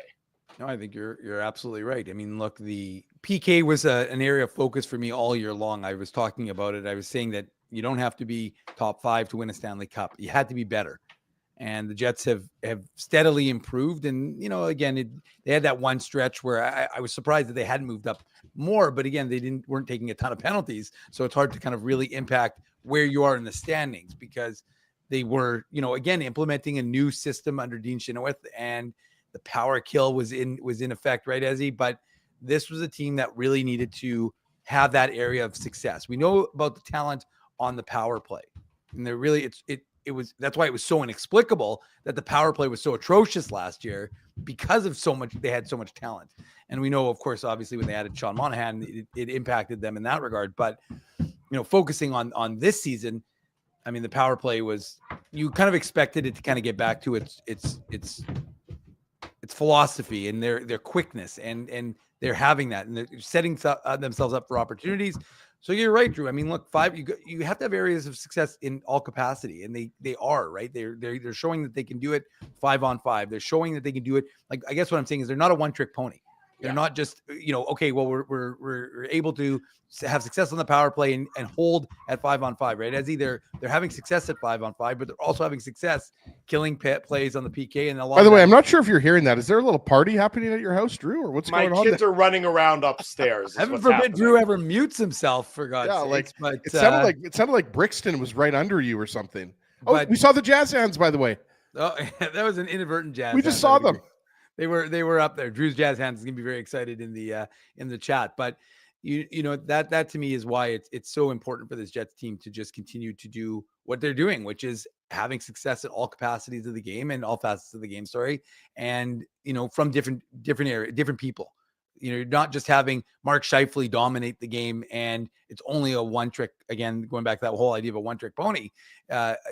That having success in that way. So it's across the board, and it's from the goaltender out and collectively. You look at this team. This is a 5-man unit. We saw it, especially in the first period. I thought that they were playing really well, really connected Jets hockey. And when they do that, they win games. Sorry, I have to unmute myself now. Yes, my kids are running around upstairs. They're allowed to do that. They're kids and enjoying themselves. As long as, like Kenny Waters Bottle says, as long as somebody's not locked in a closet behind There's nobody locked in a closet. I'm the one who's stuck in my electrical closet. I'm the one in the closet. So I think in that case, it's okay when that happens. Look, the Jets, a lot of their game from last night is what they want to translate moving forward. I mean, there's no question about it. That was very much a Winnipeg Jets style of game. Until Dallas went on that flurry, in the back half of the second period, what'd they have? 12 shots on goal? Maybe even, I think it was even fewer. I think it was 7 shots on goal, maybe through the first 30 or so minutes of the game. Then they got 7 shots in a very short period of time. Hellebuyck obviously stopped all of them. But, the Jets really snuffed out Dallas for the first 30 or so minutes of that game, had that bit of a sag. And then the third period did a very good job of keeping Dallas to the outside. They played with a lead the way you want to play with a lead. They weren't silly. They weren't foolish like they were maybe with some of the plays towards the end of the second period. When they had opportunities to push the puck in deep, they did so. And then when Dallas pushed back, the Jets were very adept at keeping them to the outside. A very sort of textbook style of victory that we've seen from this Winnipeg Jets team so many times so far this season in the regular season. And the fact that you can take your regular season game and begin to play it in the playoffs when it should be more difficult to really stifle an opponent that way bodes well, I think, for the Winnipeg Jets. At least it certainly did for that one night last night. I would agree with that. And, we remember the Neil Pionk pizza late in the first period that was given up, which led to that Jason Robertson chance. But aside from that, there was limited turnovers. And again, guys, I think this all comes back to, when the Jets play a certain way, they give themselves a chance to win. And even though the first game, didn't start well, and there were parts of it that you didn't like, i.e. the second period. I would actually argue that the second period was pretty good for the Jets as well, but the third period they came very, very close. And that's what I always bring up in hockey, right? Like, you can look at it and say, oh, there was this drastic difference from game 1 to game 2. Well, no, I don't think there was a drastic difference. I think teams made adjustments, and the big difference is, and Pete DeBoer, I think this is what really set him off right at the beginning, because he was asked about the beginning of the game, and you start off on a 4-minute penalty kill, right? Like, that was the huge difference. When the Jets score a power play goal and start off the game right, and then not only that, follow it up with the second goal, right, guys? So I think the Jets have been pretty good, and I'm feeling pretty confident about them personally. But having said that, I know Dallas is going to be better in their own building. So that's why I think it's going to be a long series, and I think it's going to be a fascinating series. And like Drew said, could we see a Matt Dumba come in? Could we see? I don't know if there's going to be any changes up front on forward. The Stars are pretty healthy, but the reality is, like, this is going to be a marathon. This is not a sprint. This series. This is the two teams, let's be honest, that we thought were going to play each other in the second round. Obviously, it could have been Colorado, but all year long, these teams were competing for first in the Central. So I think it's exactly as advertised. There's lots of skill. I mean, and it got nastier yesterday, right, guys? Like, not just the Liam Bichel hit on Adam Lowry, but there was more physicality in the series. Like, it was getting. Talk about that hit for a second. Sure. I mean, you don't see. First of all, Adam Lowry is a large human being. Yes, Oh, yeah. he's a big boy. And he went ass over tea kettle into his own bench in a video game-esque kind of hit. Mhm. I mean, I think. Sorry, Drew. I was going to say it was Gabe Velarde that caught him. Like it was Velarde that was on the bench, and I think Velarde deserves credit for kind of the way he like made sure that Lowry didn't get hurt there. To be honest with you, there's a lot of skate blades flying in the air in that that's what I'm instance. saying. Yeah. I mean, it's a dangerous situation, but credit to Liam Bichsel for leveling that hit and for Adam Lowry taking that hit and then immediately being back at it. You wonder if after the adrenaline wears off, if you know something's not a little bit. Sorry, more it was sore. Petrovic. It was Petrovic, not Bichsel. Was it Petrovic who made that hit? Petrovic, okay. right, Dave? Sorry. I can't remember. No. We'll look it up in any event. But whatever. I mean, thanks, Dave, for bailing me out there. Hold on, one second, Ezzy. I'm pulling it up right now. I'm going to give you. Now that I think about it, I think it might have been Petrovic, who also I think is. It was Petrovic. Yeah, okay. Petrovic. Good job, Ezzy. You got that one. Well, right. they're a D pair. That's the third Right. pair for Dallas. Yeah. But I mean, it's just an astounding hit. It's just such a significant hit, just from a hockey fan's perspective, to see a body check be leveled that effectively, Not cleanly. and cleanly. And you know what?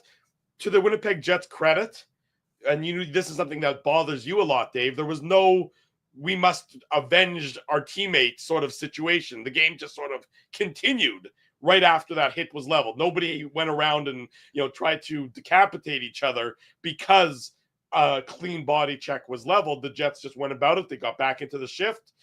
Adam Lowry got back up. He got back into the shift. The game just went on, but it was a nice, clean body check in the midst of a game that, was just, again, two teams being competitive, large men colliding with that sort of impact. Well, it's funny, though, because I saw it live, obviously, from our spot in the press box, and I was like, wow, that was a big hit. Yeah. And then the best is I'm like watching the Jumbotron. I'm like, well, wait a second. They're not going to actually show this on the Jumbotron. So I had to, of course, we have the broadcast above us on the television. So I watched it on the television, and yeah, it was a big boy hit. And I do like the fact that it was a clean hit.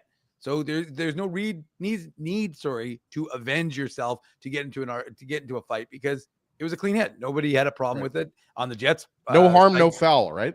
Absolutely. Well, I mean, there may have been a little bit of harm to Adam Lowry done, as but ultimately, he was fine.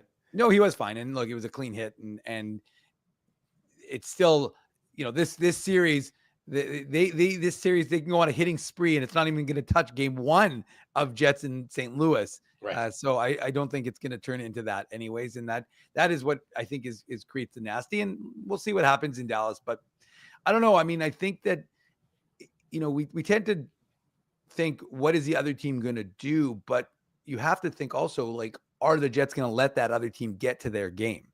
And that's, of course, the big question mark.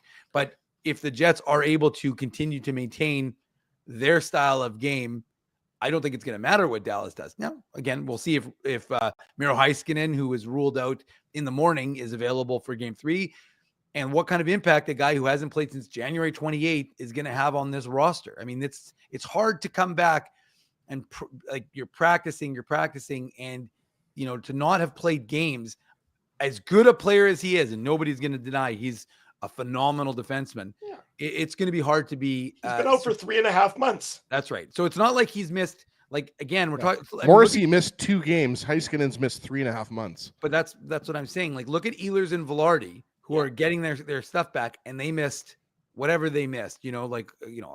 Weeks here or whatever it was going to be. Yeah. But my point is 6 weeks for Velarde and let's say 2 weeks for Ehlers, whatever. Right. So whatever it was. But my point is that those guys lost some big periods of time, and they're just kind of getting it back. So it'll be interesting, and we don't even know. Again, it could be just all theater right now, a little gamesmanship being displayed by the coaching staffs. No question. Well, welcome to the program from The Score. Josh Wegman joins us to talk about the playoffs, look around the NHL. Josh, good morning. Thanks so much for joining us. How are things? Yeah, great. Thanks for having me on, guys. Really appreciate it. Yeah, our pleasure, Josh. Obviously, last night here in Winnipeg, a successful home ice victory for the Winnipeg Jets. In Toronto, well, I guess the game was in Florida, but the Toronto had an opportunity to take a 3-0 series lead on the Panthers. We'll get to that series throughout the course of this interview, of course, but just from the Winnipeg and Dallas perspective, I know you're keeping an eye on it as well. 1-1 after the first two games, a split, but almost a completely different series than the Jets and the Blues, and to some extent the Stars and the Avs. How much of a sort of a round one hangover do you think was lingering over this series, and is that now beyond them as they head to Dallas for what is now a best of 5? Yeah, maybe a little bit in game one, like you said, but I think that's probably gone now, and especially with the way Hellebuyck played last night, that totally changes everything.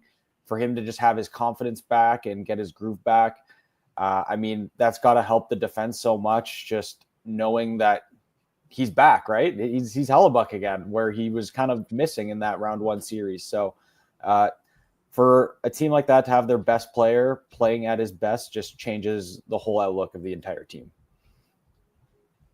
Yeah, Josh, we got to ask you about last night's game because, we're kind of making fun of Maple Leaf Square yesterday, but as he was. Well, I mean, there was a I don't know if you saw the particular one that I'm talking about where the girl was screaming, but it was pretty funny. I mean, it was a little bit melodramatic, but I mean, what were your overall thoughts on that game? Because obviously the Leafs were up 3-1 and in a position to go up 3-0, and Florida storms back, and then obviously nobody else could have scored that overtime goal but Brad Marchand, right? But I mean, if you're trying to get Leafs fans off the ledge today, what are you pointing to? Because obviously, I think you could easily point to, how well Mitch Marner and William Nylander have played in the, up to this point. Yeah, I mean, they battled back too, right? They had a good start, which you like to see. That was a problem under past coaches, but I think Berube's really figured out how to get them started off on the right foot most nights. Yeah, obviously they kind of knew, I would assume, that was going to be basically the toughest game any of them have ever played. Florida is going to give them everything they have for a full 60 minutes plus overtime, obviously. So they hung in there. Wall was a little shaky at times. That's probably one of the biggest concerns for them moving forward, I'd say. But yeah, of course, it was Marchand. That whole line with Lundell and Luostarinen has been a huge problem for them. They've really dominated whatever minutes they've been getting, so they have to find an answer for that line. Well, speaking of trying to find an answer, I don't know there's ever going to be an answer for McDavid and Draisaitl, because what they did against Vegas, I mean, talk about an improbable story for the Edmonton Oilers. I mean, they were the pick by so many folks, including on this show, to be back in the Stanley Cup finals this year. And, there was a lot of hype, and we were wondering if they were playing possum and kind of just coasting into the playoffs, similar to what we thought with the Florida Panthers. Knew what they needed to do, not necessarily playing at 100%. And you go up against an LA team and you're like, okay, well, how is this gonna look? Because after 4 years, you're thinking LA's finally gonna find the right recipe to defeat the Oilers. They looked like they had, and then the Oilers woke up. And so from your perspective, Josh, just how awoke is this Oilers team and ready to kind of continue to do damage in the playoffs? It's crazy, right? It just shows you could never doubt a team with McDavid and Draisaitl, right? I was in the same boat as you. I picked them to win the Cup at the beginning of the year.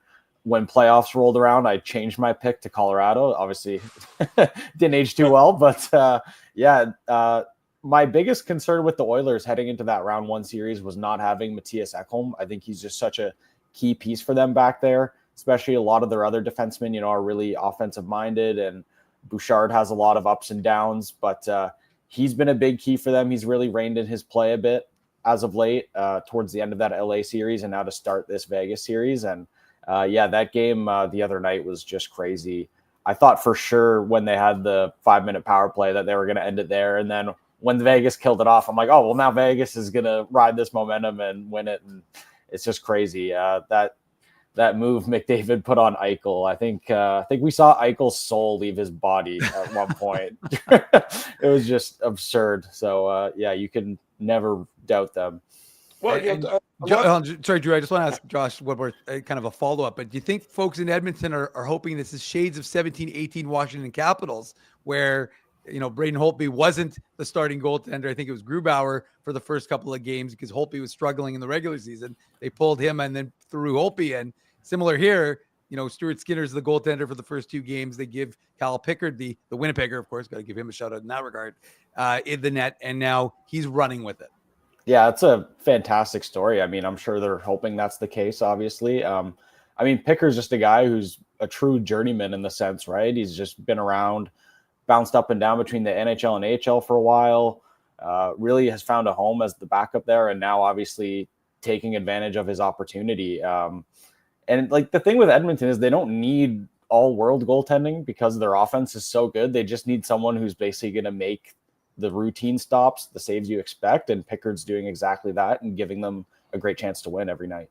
Well, is there a bigger what if in these playoffs, Josh, than what if Jim Hilliard doesn't make that absurd challenge in the Kings Oilers series? I mean, the Kings had that series in hand. They were relatively in control of that series. Then just an atrocious coaching decision, whether he was told to do so by his video coach. Ultimately, he bears final responsibility given he's the head coach behind the bench for the Kings. Is there a bigger what if in these playoffs than if that, and the butterfly effect from that decision by Jim Hillier? That's a really good point. Honestly, probably not. That's got to be the biggest one. If you're going to make a challenge like that, you got to be sure, especially against a team with Edmonton whose power play is just so lethal. So, yeah, that's you're right. I think that's probably the biggest what if at this point. Josh Wegman. Sorry, go ahead, Ezzy. Yeah, no, I was going to ask, I need to go back to that Maple Leaf series because you're obviously based in Toronto. And, I mean, I'm fascinated by that series. Like we talked about, the Leafs were in a position to go up 3-0. And then, obviously, the Panthers stormed back, like you say. I mean, that's a must-win for the Panthers. I wanted to ask you, and I'm not sure if Drew and Dave have seen this yet, but I wanted to ask you about what Matthew Knies was doing in Game 2, because I think you know what I'm talking about, kind of screening Sergei Bobrovsky, putting his arms and his elbows up, similar to what Sean Avery did. Boy, what was that, 10 years ago, 15 years ago against... Way longer than 10 years ago, my friend. Well, yeah, probably 15 or 20 years ago at this point. It's kind of known as the Sean Avery rule, and I just wanted to ask you, Josh, if people in Toronto are still talking about that, because... I look at it and I think it's great because Matthew Knies is a heck of a player and he's trying to get whatever advantage he can and get under the skin of Sergei Bobrovsky, and it seems to be working, right? Yeah, absolutely. Honestly, I don't think it's as big of a talking point as maybe it should be, but I think part of what makes it more acceptable is he's still engaged in the play and looking at the puck and just following it sort of, right? He's like where Avery obviously was completely turned around and just disregarding everything else going on. Whereas, Knies still super engaged in the play, just trying to make himself a little bigger to block out Bobrovsky's eyes. And yeah, it's been working a bit. They've gotten to Bobrovsky for sure. He's maybe a little rattled, a little off his game. Obviously, that's a goalie you just can't count out. He could find it again at any moment. But yeah, it's been working. They've been going to the net a lot. Obviously, yeah, Knies is just huge. That guy is so big and strong. It's crazy to think he's only 22 years old or something like that. That was 17 years ago, by the way, Ezzy. That was April of 2008. Wow. Yeah, and I'm a Devils fan, Josh, so I absolutely hated when Sean Avery was doing that, because he was basically mocking him, right?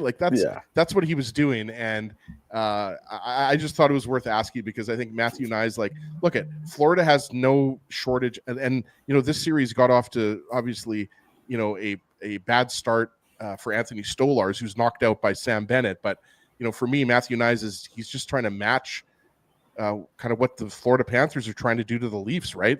Get in the face of Joseph Wall. And, there's no shortage of players on the Panthers who like to play on the edge, right? Whether it's Bennett or Brad Marchand or whoever. So I just thought it was worth bringing up with you. Yeah, no, of course. Yeah, it was an interesting tactic. But yeah, the Avery one, I think, is a whole different level, just being completely turned around and ignoring everything else going on and just strictly trying to bother the goalie. So I'd say it's a whole other level, basically. Well, Josh, speaking of another level, I mean, Leafs fans were already thinking we're 3-0. This is the Eastern Conference Final, and now, of course, they ultimately lose that game. To be honest with you, that game was going so late. I thought it was already the third period. I'm settling into my spot in the press box at Canada Life, ready for the Jets and Stars game, period one, and I'm like, I thought this game was over. And then I realized it was still just the third period. So a little bit of a late one, but just what does that, do you think, psychologically do to this Leafs team? Are they mentally tough enough? Because you're up against the Stanley Cup champions. You had them with a great opportunity to be up 3-0, but fine, you lose the game. That's inevitable. You weren't planning on sweeping. I mean, obviously you'd love to sweep them, but you weren't expecting to sweep the defending Stanley Cup champs. But from a Toronto team that's played all season, like, one of the top teams in the Eastern Conference, how does this team handle that sort of loss? Are they mentally tough enough to be like, all right, we put that one behind us and we move on to game 4? I mean, time will tell, right? Obviously, it's got to be a little deflating. But this is also a team that was up 3-0 against Ottawa and let them creep back into the series a little bit, 2 straight losses. So they've sort of been through that type of scenario before. And I think Berube, just being as level-headed as he is and having a fresh coach behind the bench, obviously it's his first year on the job, I think is helping a lot. So yeah, obviously, again, time will tell, but I'd say they can handle it, but we'll see. Josh Wegman, our guest on the Illegal Curve Hockey Show Saturday morning. Josh is, of course, with the score. You look at the 8 teams that are left in these playoffs, Josh, and I think an argument could be made for any of these 8 to ultimately, raise the Stanley Cup when it's all said and done. Is this one of the most evenly matched second rounds we've seen in a while? There's no real Cinderella of these 8 teams. They all have high quality players, be it forwards or defensemen or goalies. They all have strong attributes. They've all had strong regular seasons. It's almost like this is the year that Cinderella stayed home in the NHL playoffs. Yeah, 100%. It's like I could realistically see a path for any of those 8 teams remaining winning. I mean, all of them are just so deep. And even teams I had concerns about, like Edmonton, partially like without Ekholm, they've kind of squashed that and they're playing some tighter D than I expected. Carolina's being undersized, that hasn't really been an issue for them. Leafs got over some demons. Hellebuyck's playing well again for the Jets. Like, there's so many questions, I think, being answered that, any of those 8 teams could realistically take it. Josh, just getting away from the playoffs here, I wanted to ask you about the hiring of Joel Quenneville, right? Because that was kind of, I don't know if you'd say under the radar, but I mean, we're in the thick of the second round of the playoffs. And first off, I thought Greg Cronin was doing a great job with the Ducks. I think they improved by, I want to say 20 points from last year, something like that. And so I was thinking to myself, like, Greg Cronin's not really being rewarded for what he's done with that Ducks team. The Ducks team beat the Jets twice this year, as an example, right, Josh? But what were your thoughts on Joel Quenneville? Because obviously there's baggage there. It's a controversial hire. Yeah, 100%. Obviously, he was cleared by the NHL, so the NHL is okay with it. But and I think to hire a coach with that kind of baggage to do it in a market like Anaheim, where you're not catching as much press, is probably the way to do it. Like, I don't think it would have worked in any Canadian market or any like major American market. So, I mean, I don't know if I would have hired him per se, but I mean, obviously his track record speaks for itself, and I think he's probably gonna, take that team and maybe run with it. I mean, like you said, Cronin did a really good job there. 21-point improvement from last year. I wonder if part of letting him go was Pat Verbeek knowing that there's other big coaches available, and maybe he always sort of had Quenneville at the top of his mind. Because, I mean, to me, other than the Rangers job, which obviously was filled by Mike Sullivan, I think the Ducks vacancy was probably the most appealing to prospective coaches. I mean, you got like a young ascending team, you get to live in Orange County, great weather, and, fly under the radar a little bit. So I wonder if it was in the back of Verbeek's mind that he can get like a legit big fish head coach.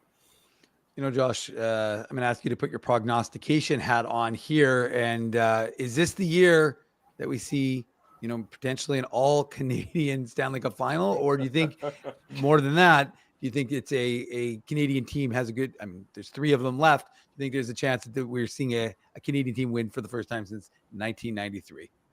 Man, it would be fantastic. I think we definitely could see it. I mean, obviously there's greater chances at West with 2 teams there. But I will say, I do think the winner of Toronto, Florida goes to the Cup. I think just the Atlantic is stronger than the Metro. I mean, I could watch me eat my words and, Washington or Carolina go on to the Cup. But I do think, the winner of, because if Toronto wins, it's like, man, you slayed the beast. You beat the defending champs. Like they'll just be riding so high going into that conference final if they pull it off. And whereas if Florida wins, it's like, man, these guys are still the best. Like they're still the champs and you got to knock them off. And, if a Toronto team that's been playing their best hockey ever in this era couldn't do it, then I don't know if, Washington or Carolina could do it. So, yeah, I'd say there's a decent chance. It would be awesome to see an all-Canadian Cup final. Josh Wegman covers the NHL for The Score. Josh, appreciate your time, appreciate your insight. Thanks so much for joining us this morning on the Illegal Curve Hockey Show. Thanks for having me, guys. I really appreciate it. Take care. Our pleasure. Take care, Josh. Have a great Saturday. Thanks so much. There he goes, Josh Wegman. Appreciate Josh's time as we look around the NHL for, believe it or not, the other series that are occurring. It's sort of when you're trapped in the vacuum of show after show after show and Jets and Stars, Jets and Stars, Jets and Stars, you sort of forget about everything else that goes on throughout the NHL. Yeah, that Oilers Golden Knights series I've probably watched more than the other 2. Carolina, Washington, I kind of want to start watching that series a little bit more. Maybe because I picked the Carolina Hurricanes to win the Stanley Cup, boys, before the season started. But I think it's going to be hard for them to topple the Capitals. But it's obviously tied up 1-1. But, there's a lot of good hockey being played. I mean, it's tough with all these broadcast guys. We don't even have time to really watch any other hockey, right? Well, the series that is being played, whenever the Jets are playing, it's always hard to watch that other game that's occurring that night. That's where the problem is. So last night, obviously, with the pregame show at City Place, you don't really get to watch the Panthers and the Leafs because you go straight from the pregame show to the arena or to the home and you start watching the Jets and the Dallas Stars. You forget about some of the other series. But like tonight, for example, a lot of the eyeballs will be on Vegas and Edmonton game 3. That'll be the late game tonight. And Washington and Carolina is the early game. So can you imagine if the Oilers sweep the Golden Knights? Like, I don't think I mean, it could happen. I'm just saying, like, they're in the driver's seat. Yeah. The only thing I was going to add, sorry, boys, but it was funny because like yesterday, someone was like, "Oh, the Capitals and Leafs are into OT." I'm like, well, normally we'd be running an OT pool, but not when there's a Jets game. We have a policy. If there's a Jets game on, no OT pools, no distractions. But remember, if there's a game in the playoffs that goes to overtime, everyone, yes, submit ICOT pool 1 pick, not 2. That's how our OT. The degree of difficulty is higher. Yes. In our pool than some of the other pools. And you can win some great prizes from our friends at Rumors. So make sure you submit a entry via Blue Sky, Twitter, Threads, whatever you want. We just cracked 4,000 on Threads. So #1 source on Threads for Jets and Moose news, Illegal Curve. I think I posted like once on Threads. Like, the worst part is one more than me, Ezzy. I keep tagging Ezzy and Drew in Threads and Blue Sky, and you guys never retweeted. I mean, like, good on you, Dave, because you're the king of all media here in Winnipeg. King of all social media. King of all social media, but like, I just find it too exhausting. Like, I just can't do it. I don't have it in me. Like, man falls asleep in double overtime, for God's sakes, Dave. How much more can you put on his plate? Good point, Ezzy. Give me. I'm going to need your social. Sure, media. when you have that much sun, I mean, what did you expect me to do? I was a tomato. You had too much SUN and too much SON on that Sunday. I will say, made you a little bit tired there. I will say though, that was amazing though. When we were doing this, we just done the pregame show, and then all of a sudden, like Ezzy's on the show, and I'm like, why is he bright red? What is going on? I've never experienced that type of sunburn in my life. Like, I looked like someone. Remember the comment? Somebody said I look like the red dot in the PlayNow logo, which was very accurate. Which was a very funny comment. But please don't do that again. It pains me to have to be concerned about you, but I was legitimately concerned about you on Sunday, given that sunburn. Yeah, I'm good. I I'm just glad you're have to okay. wear a hat. I have a collection of hats. I'm wearing my Put sunscreen Winnipeg. on. Yeah, sunscreen helps too, Put but a sunscreen hat on. would have gone a long way. A hat is helpful, yes. Take it from me. I need a hat on my head, but a hat and sunscreen are two important things for What do you you to go be with, Drew? wearing. Do you go with SPF 40? I keep a He's high probably 50 SPF. plus. He's like Yeah. 50 plus. Yeah, I need a good SPF. Thank you. We need Drew just puts margarine on his skin. That's right. Just based myself in margarine. We need a commercial break, is what we need. We'll come back after that. We'll wrap up this morning's Illegal Curve Hockey Show. We'll get you set for the Jets and the Stars as well. Ezra Ginsburg.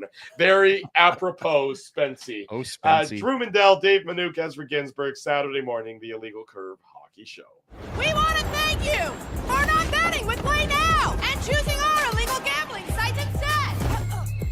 Because we couldn't afford things like this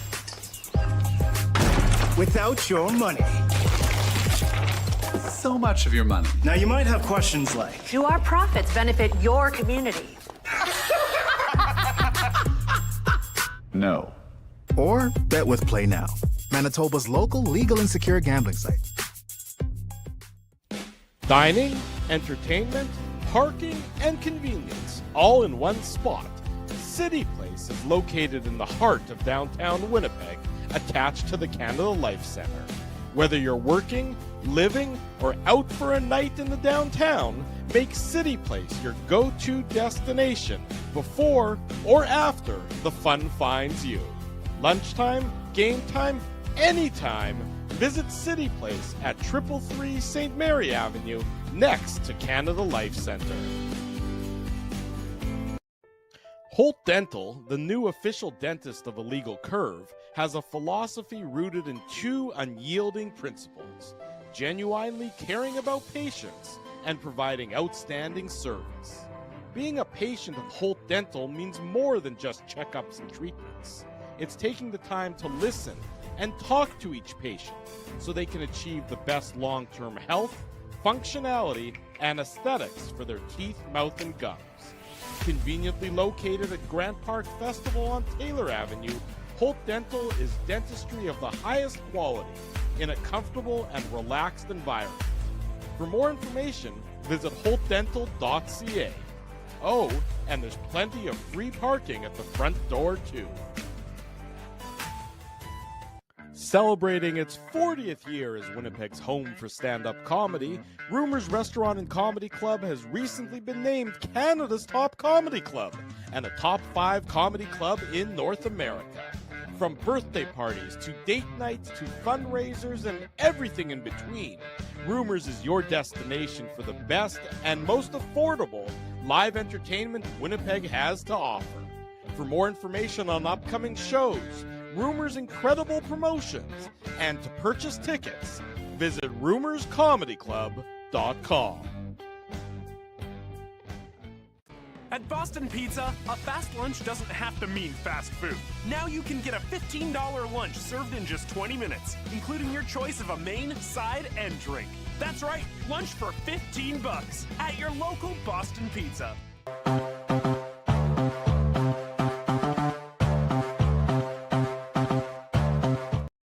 Welcome back to the Illegal Curve Hockey Show. Drew Mandel, Dave Manouk, Ezra Ginsburg with you Saturday morning.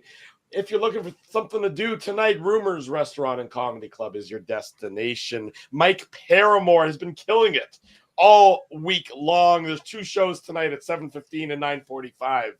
Check out Mike and get your tickets at rumorscomedyclub.com. Along those same lines, we want to say a big thank you to all of the sponsors of our programming. We know that PlayNow is the title sponsor. There's also our good friends at Holt Dental, Boston Pizza, City Place. Okay, let's talk about City Place for a second. Game 5, we know, is going to be at 8:30 p.m. on Thursday, which means we're going to be at City Place at 6:30 p.m. for another edition of the Illegal Curve pregame show.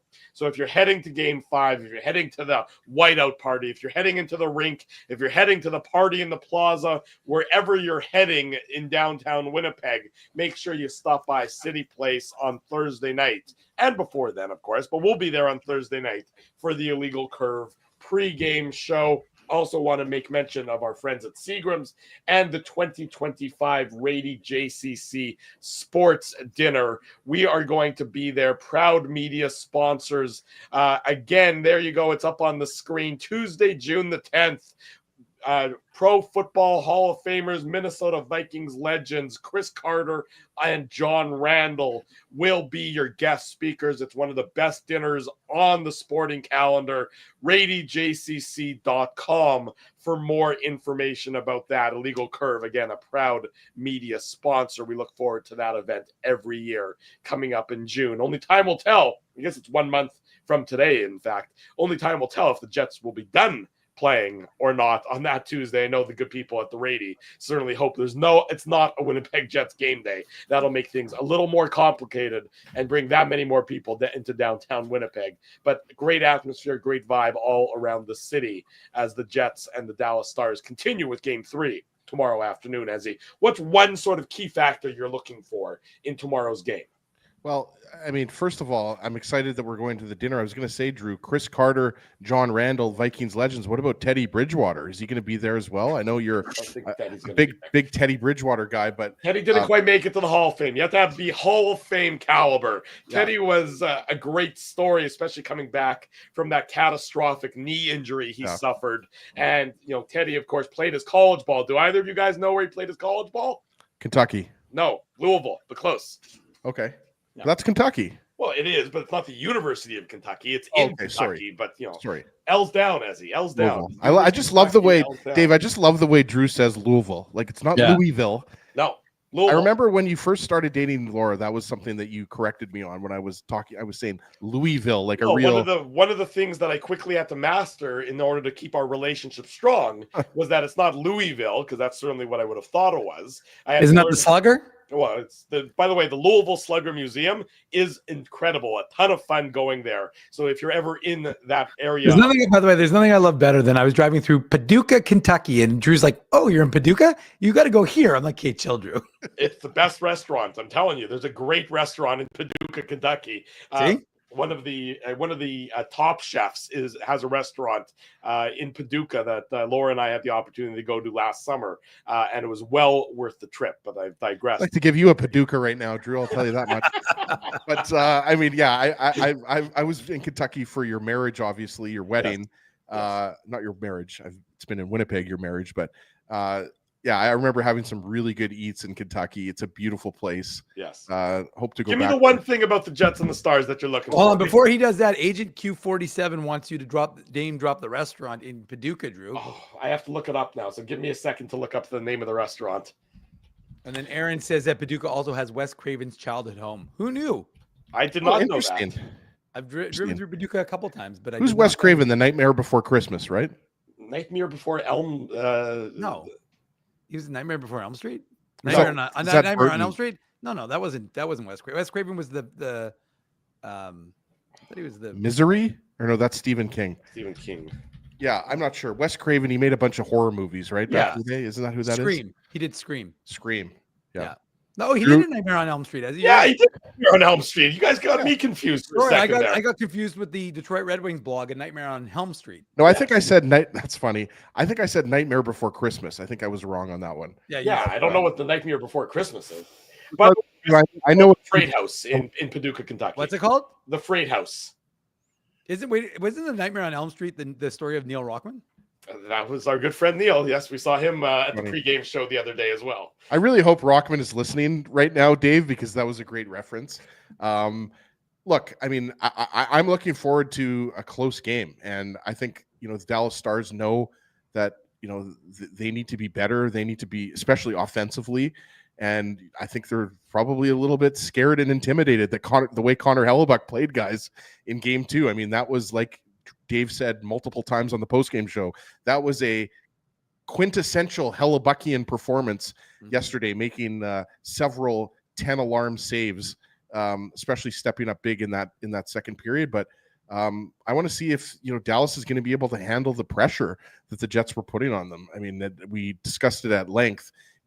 at times, many times yesterday, Dallas just had nothing better to do than just kind of flip the puck out of their own zone because of the waves. So not to get too technical here, but that the Jets are going to have F1 and F2 pressuring the defense. They're going to be trying to slow them down in the neutral zone. I'm excited to see, if we're going to see, the best out of some of the Stars' top players like Jason Robertson, who I don't think has arrived yet in the series, but I also am looking to see if the Jets are going to be able to continue the waves of offense that we saw, right? We talked about it. Every single forward line had a piece of that win yesterday. And I'm also looking forward to seeing the continued strong play of Hayden Fleury, guys. I think Hayden Fleury has kind of emerged as, one of those unsung heroes for the Jets. Let's be honest. He was in and out of the lineup during the regular season on that left side with Logan Stanley, right? So I'm just, anticipating more great hockey. It was a great hockey game last night. So I'm anticipating more great hockey and more close hockey.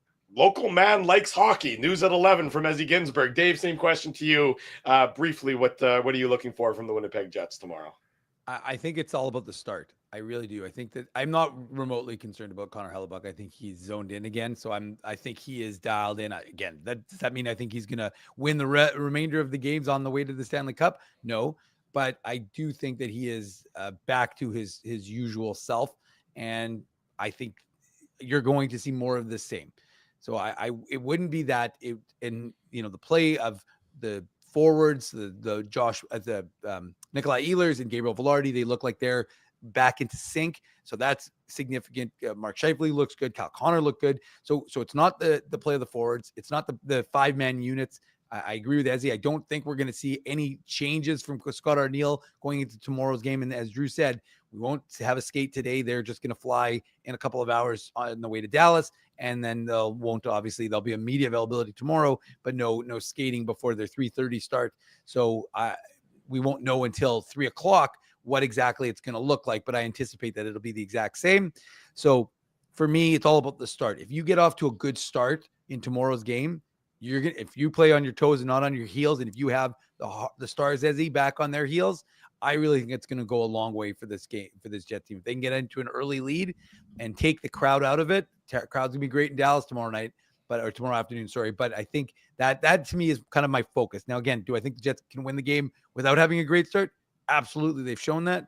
And they've also shown that they can lose a game where they have a great start, as we saw in Game 4 in St. Louis. So it's not the key, but I think it's something I'm kind of focusing on. I'm just curious to see how it's going to impact tomorrow's game.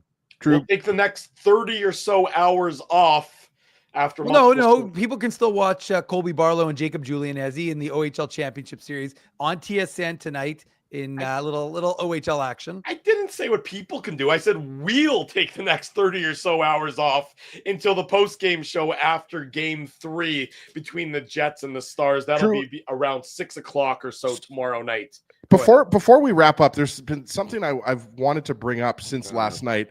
Before we wrap up the show, because we had the comment up. It was from Lanny here.